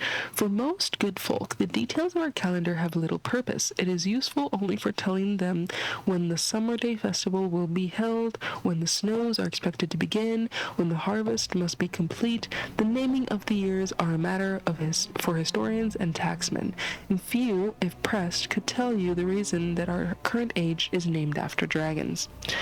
It is 930 Dragon, the 30th year of the 9th age, since the crowning of the Chantry's first divine. See? The ages are based on when the Chantry's first divine was crowned, as we read in the last codex entry. Each age is approximately 100 years, with the next age's name chosen in the 99th year. The scholars in Valvario advise the Chantry the portent seen in that 99th year, and Chantry authorities pore over the research for months before the divine announces the name of the imminent age. The name is said to be an omen of what is to come, of what the people of Thedas will face for the next 100 years. The current age was not meant to be the Dragon Age. Throughout the last month of the Blessed Age, remember, 8th age is the Blessed Age, right? The Chantry was preparing to declare the Sun Age, named after the symbol of the Arlesian Empire, which at that time sprawled over much of south of Thedas and controlled both Ferelden and what is now Nevarra. It was to be a celebration of Arlesian imperial glory. But as the rebellion in Ferelden reached a head and the Battle of River Dane was about to begin, a peculiar event occurred, a rampage, the rising of a dreaded high dragon. Dragons had been thought practically extinct since the days of the Nevarran dragon hunts, and they say that to see this great beast rise from the frostbacks was both majestic and terrifying. As the rampage began and the high dragon decimated the countryside in its search for food, the elderly divine Faustine II abruptly declared the Dragon Age.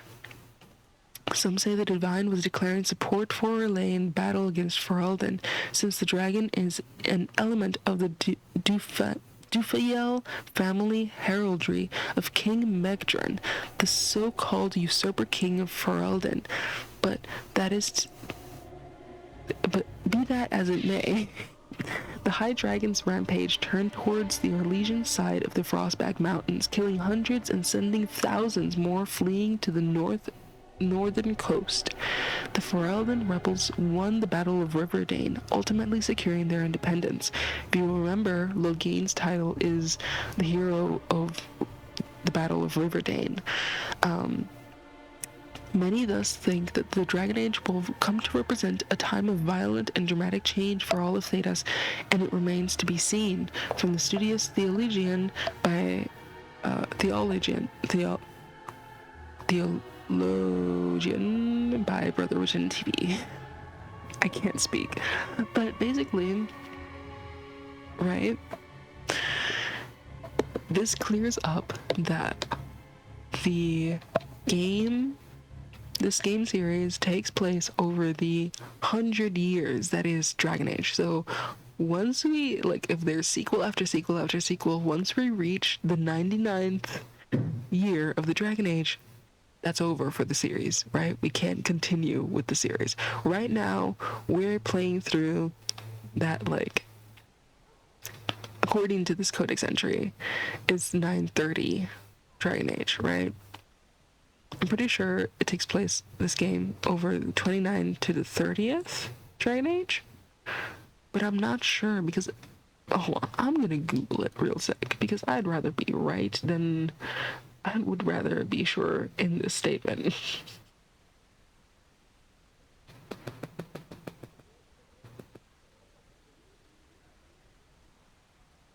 Yeah, it takes place over 930 to 931. Literally, just 1 year is what this game takes place over the course of 1 year. So yeah. The next game we'll see when that takes place in timestamp, right? We got Lake Calenhad, next codex entry. The waters of Lake Calenhad are steeped in legends. The Avar people say that it was once the site of Belenos, the mountain which stood at the center of the world, from which Korth, the mountain father, surveyed the earth and sky, but it was destroyed in the battle between Korth and the serpent Nathramar, leaving only a vast crater behind. When the Lady of the Sky saw that Belenos was gone, she wept, and her tears filled the crater, making the lake. The Devinters believed that the waters of Lake Calenhad were blessed by Razikale, god of mysteries, and that those who drank from them were granted special insights. This was why they built the Great Tower on an island in the middle of the lake, hoping the powers of the lake would aid their magical research. But most of us know the legend of King Calenhad, which gives the place its name. It is said that Calenhad Thyrin spent a year and a day in the Tower of Magi. Each day, he drew a single cup full of water from the lake and carried it to the formari at the top of the tower. By magic, each cup of water was forged into a single ring of the mail armor the circle gave to Calenhad. In that armor, made from the life blood of the land itself, no blade could strike him, no arrow pierce him, so long as he stood on Ferelden soil. From Thedas, Myths and Legends by Sister Bertrine. And then we got Redcliffe. King Calenhad Thyrin once famously declared, "The fate of Redcliffe is the fate of Ferelden." Certainly the castle is the first and last defense for the sole land route into Ferelden, and the country has never fallen to any force that did not first capture Redcliffe. The castle, which despite being 3 times captured, is popularly described as unassailable. Also, guards are one of the largest and most prosperous towns in Ferelden. Redcliffe village is well suited near the mountain pass to Orzammar and the Orlesian border, and so serves as a center of foreign trade. For these reasons, Redcliffe is accounted an Arling, despite the smallness of the domain. The inhabitants of Redcliffe village are primarily fishermen or merchants who ship dwarven goods through the pass from Orlais to Denerim. When the entire village smells of smoked fish on certain late autumn mornings, the merchants and their finery do their utmost to pretend otherwise. I feel like I've chatted a lot. I've talked a lot this time when talking about these Codex Centuries, reading these Codex Centuries. I'm sorry about that, but also I'm not sorry. I like this game. I love this game, and I like rambling about it. Anyway. We know this. The Earl's wife, Isolde, suspected the reason her husband took an interest in the welfare of a servant's child was that Alistair was Eamon's son. She insisted that the boy be sent away to the Chantry. Isolde's suspicions were unfounded, however. Alistair was not Eamon's son, but King Merrick's. Eamon sheltered the boy to hide his existence from Queen Rowan, Eamon's sister. Alistair is fascinated by magic. Even as his life is defined by fighting its darker manifestations, he has a fondness for strange runestones and figural studies of arcane creatures. This is basically like our little hint when it comes to like gift giving. I have collected a lot of gifts, and obviously I know which gifts certain companions would like. But I make it a personal rule for myself of like only giving them gifts when this pop-up in their Codex entry shows up, which only ever shows up, I believe, when you reach a certain milestone in the friendship. So now that we've reached the milestone, I can give Alistair these kinds of gifts. And I'll also be limiting myself. I might give him like 1 every time we go to the camp. 1 gift or 2 gifts. I'll probably do 1 gift, and then when we're at the end of the game, if we already 100%ed his relationship, then I'll just give him every other gift that I got left over, right? Just to free up my inventory. Same thing goes for all the other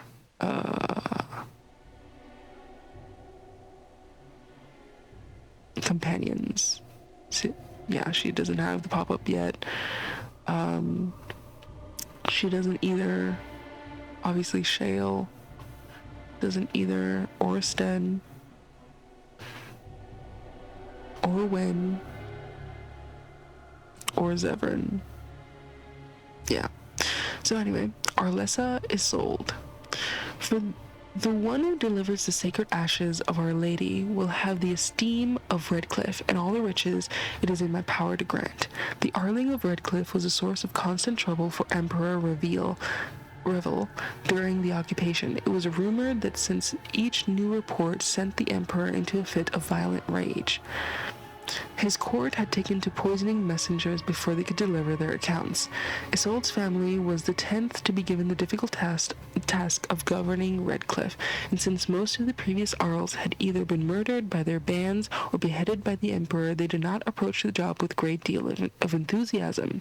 Isolde met Eamon, not realizing he was the rightful heir to her father's domain, and quickly became smitten with him for being part of the resistance. Never mind that it was her family he was resisting. Perhaps a bit too romantic for her own good, she insisted upon staying behind with Eamon when the rest of her family was driven out. Okay. I believe we read this one. Legend of Calenhad, Chapter 1. Prior to the crowning of King Calenhad, Ferelden was little more than a collection of independent Arlings and Tyrns that warred on each other constantly over petty matters. Calenhad was born in 510 Exalted as the third son of a high-ever merchant on hard times. He was eventually sent to a distant cousin, a poor young knight named Sir Foranan, who made Calenhad his squire and dog handler. As the tale goes, Sir Foranan and his squire became caught up in one of the wars of unity at the time. Arl Mirrodin was a strong but generally disliked man who was making a bid for kingship. Foranan's own lord, a young fool of an Arl named Tenedor, no older than Calenhad, was besieged by Mirrodin's forces at his castle, today known as West Hill. When Mirrodin called Tenedor out to parley, the young Arl asked for a volunteer from among the squires, someone who could masquerade as Tenedor in the parley party. Calenhad kneeled before Tenedor and asked for the honor. Much to Tenedor and Sir Foranan's dismay, Calenhad immediately identified himself to Arl Mirrodin. When asked by the Arl why he was here, Calenhad explained that he had been asked to take the place of his lord. The Arl said that he had planned to kill Tenedor. Was Calenhad willing to die in his lord's place as well? Calenhad impressed Mirrodin and his allies by saying that he was Mirrodin, offered Calenhad a place as his own squire, but Calenhad refused, stating that if Mirrodin had planned on betraying the right of parley, he was no man of honor. Mirrodin's allies laughed at that, and Mirrodin himself conceded that Calenhad had a point. He allowed Calenhad to return to the castle safely and launched his final assault. During the assault, my mic fell. During the assault, both Tenedor and Foranhad were killed, but Calenhad found himself in a one-on-one battle with Arl Mirrodin. In front of all of Mirrodin's allies, Calenhad defeated the Arl and commanded he call off his armies. The Arl asked Calenhad who he professed to serve now, if both his knight and his lord were dead, to which Calenhad replied that he would do as his honor bade him to, for he had nothing else. You are a man known for your honor, You are not a man known for your honor, Calenhad said, but I believe you wish to be. You allowed me to live once, and so I do the same for you. Perhaps if more of our people lived by honor, we would learn to trust each other long enough to live together. And with that, Calenhad withdrew his sword. I am humbled by your words, Arl Mirrodin told Calenhad, dropping to one knee. To his allies he shouted that he now knew he would never be king, but he knew who should be. With that, Mirrodin pledged allegiance to Calenhad, whom he named Tyrn and ruler of Tenedor's lands. Told by Brother Heron, chanter scribed in A10 Blessed. With the allegiance of Arl Mirrodin, Calenhad began his rise to greatness. Some of Mirrodin's allies also pledged allegiance, but most thought him foolhardy. A boy commoner was to lead them and become king? Over the years that followed, however, Calenhad would prove himself worthy of Mirrodin's trust. With each victory, he won over more men to his command, and his reputation as a man of honor spread. Eventually, during his campaign against the lowland Banorn, he met his most infamous friend and companion, the vaunted warrior Lady Shayna. Calenhad married the famously beautiful daughter of Meriden. And his firm belief in the ways of the Chantry became a staple of his court. In a time when the Chantry was still new to the lands and courts following Andraste held the majority of the power in Ferelden, Calenhad began to solidify the nation as one in line with the other nations around it. His piety eventually won over to Calenhad those faithful in Ferelden who had been waiting for such a leader. With Lady Shayna at his side, Calenhad was unstoppable, and by 542 exalted, the war for Ferelden had come down to one final battle against the collected forces of Simeon, Tyrn of Denerim, and the most potent nobleman in the land.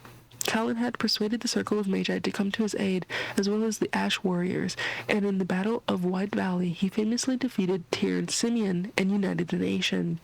During the battle, Simeon nearly killed Calenhad, but Lady Shayna intervened and took the wound for him, slaying Simeon. Calenhad was crowned king in Denerim that year, with Mairin his queen, but he spent much of the months that followed nursing Lady Shayna back to health.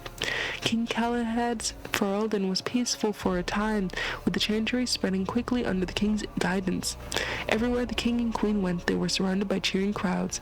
The common folk celebrated Calenhad as one of their own, who had achieved the impossible, and trade opened up with many outside lands for the first time in Ferelden's existence. But as with many such golden ages, it was not to last. So this basically answered my question that I had earlier, where it's like, did the Chantry spread to Ferelden because of Orlay's conquering of Ferelden briefly in the 8th Blessed Age, right? However, this answers that, where it's like, no, the Chantry became kind of the official religion by the 5th Age, which is when Calenhad had basically united Ferelden under him as the king, right? Okay, so we still have the next chapter for the legend of Calenhad, but until we find that, let's continue. We've got cautionary tales for the adventurous. It was then that he realized he wasn't alone. The abandoned camp in front of him was unbelievably welcoming, like a mirage. The fire felt like a warm hand grabbing his heart. It reminded him of a previous life, so long ago when he was happy, running on the sunflower fields with his boy, the sun on his face. Laying next to the fireplace, with his beautiful wife in his arms, he felt a sharp pain in his heart. His thoughts shifted to that fateful day when everything changed. Blood was everywhere. He held the body of his dead wife in his arms. Around him, the ashes of his burned house fell like snow. The stench was terrible. It smelled like darkspawn. He grabbed his axe, touched the icy cold hands of his boy, and left. He would kill them. He would kill them all. The pain in his heart was unbearable. He opened his eyes and saw the second most terrifying thing he would see in his life, a shadowy wraith leaning over him, leeching his life away. Around him the camp was gone, replaced by something familiar, almost peaceful.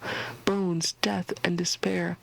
He wondered if all his life had been an illusion, if he'd ever had a family. For a brief moment he felt relief. He can't lose something you've never had. But being this close to death brought clarity. He knew it was real. Everything else was the illusion. You could see a smile on his torn face. He had been waiting for this moment for a long, long time.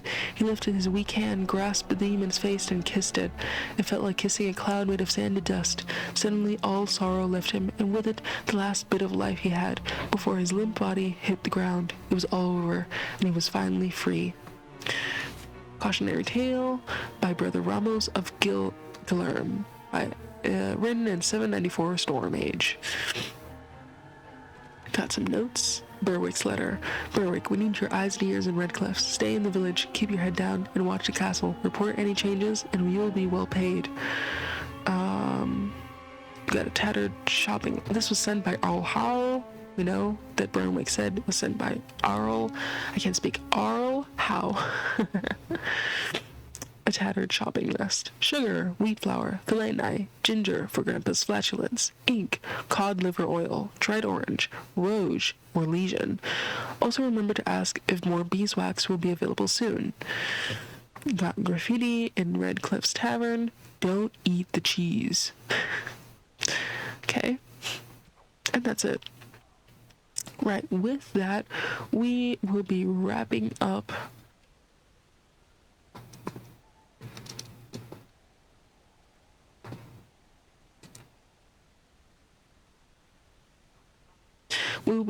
this episode. I hope you guys enjoyed it. Again, sorry for the wait between episodes. But hopefully this will have been worth it. I hope you guys take care of yourselves. Have a good evening, good morning, good night. No matter where or what time you guys are watching this. Hope you guys take care of yourselves, and I'll see you next episode.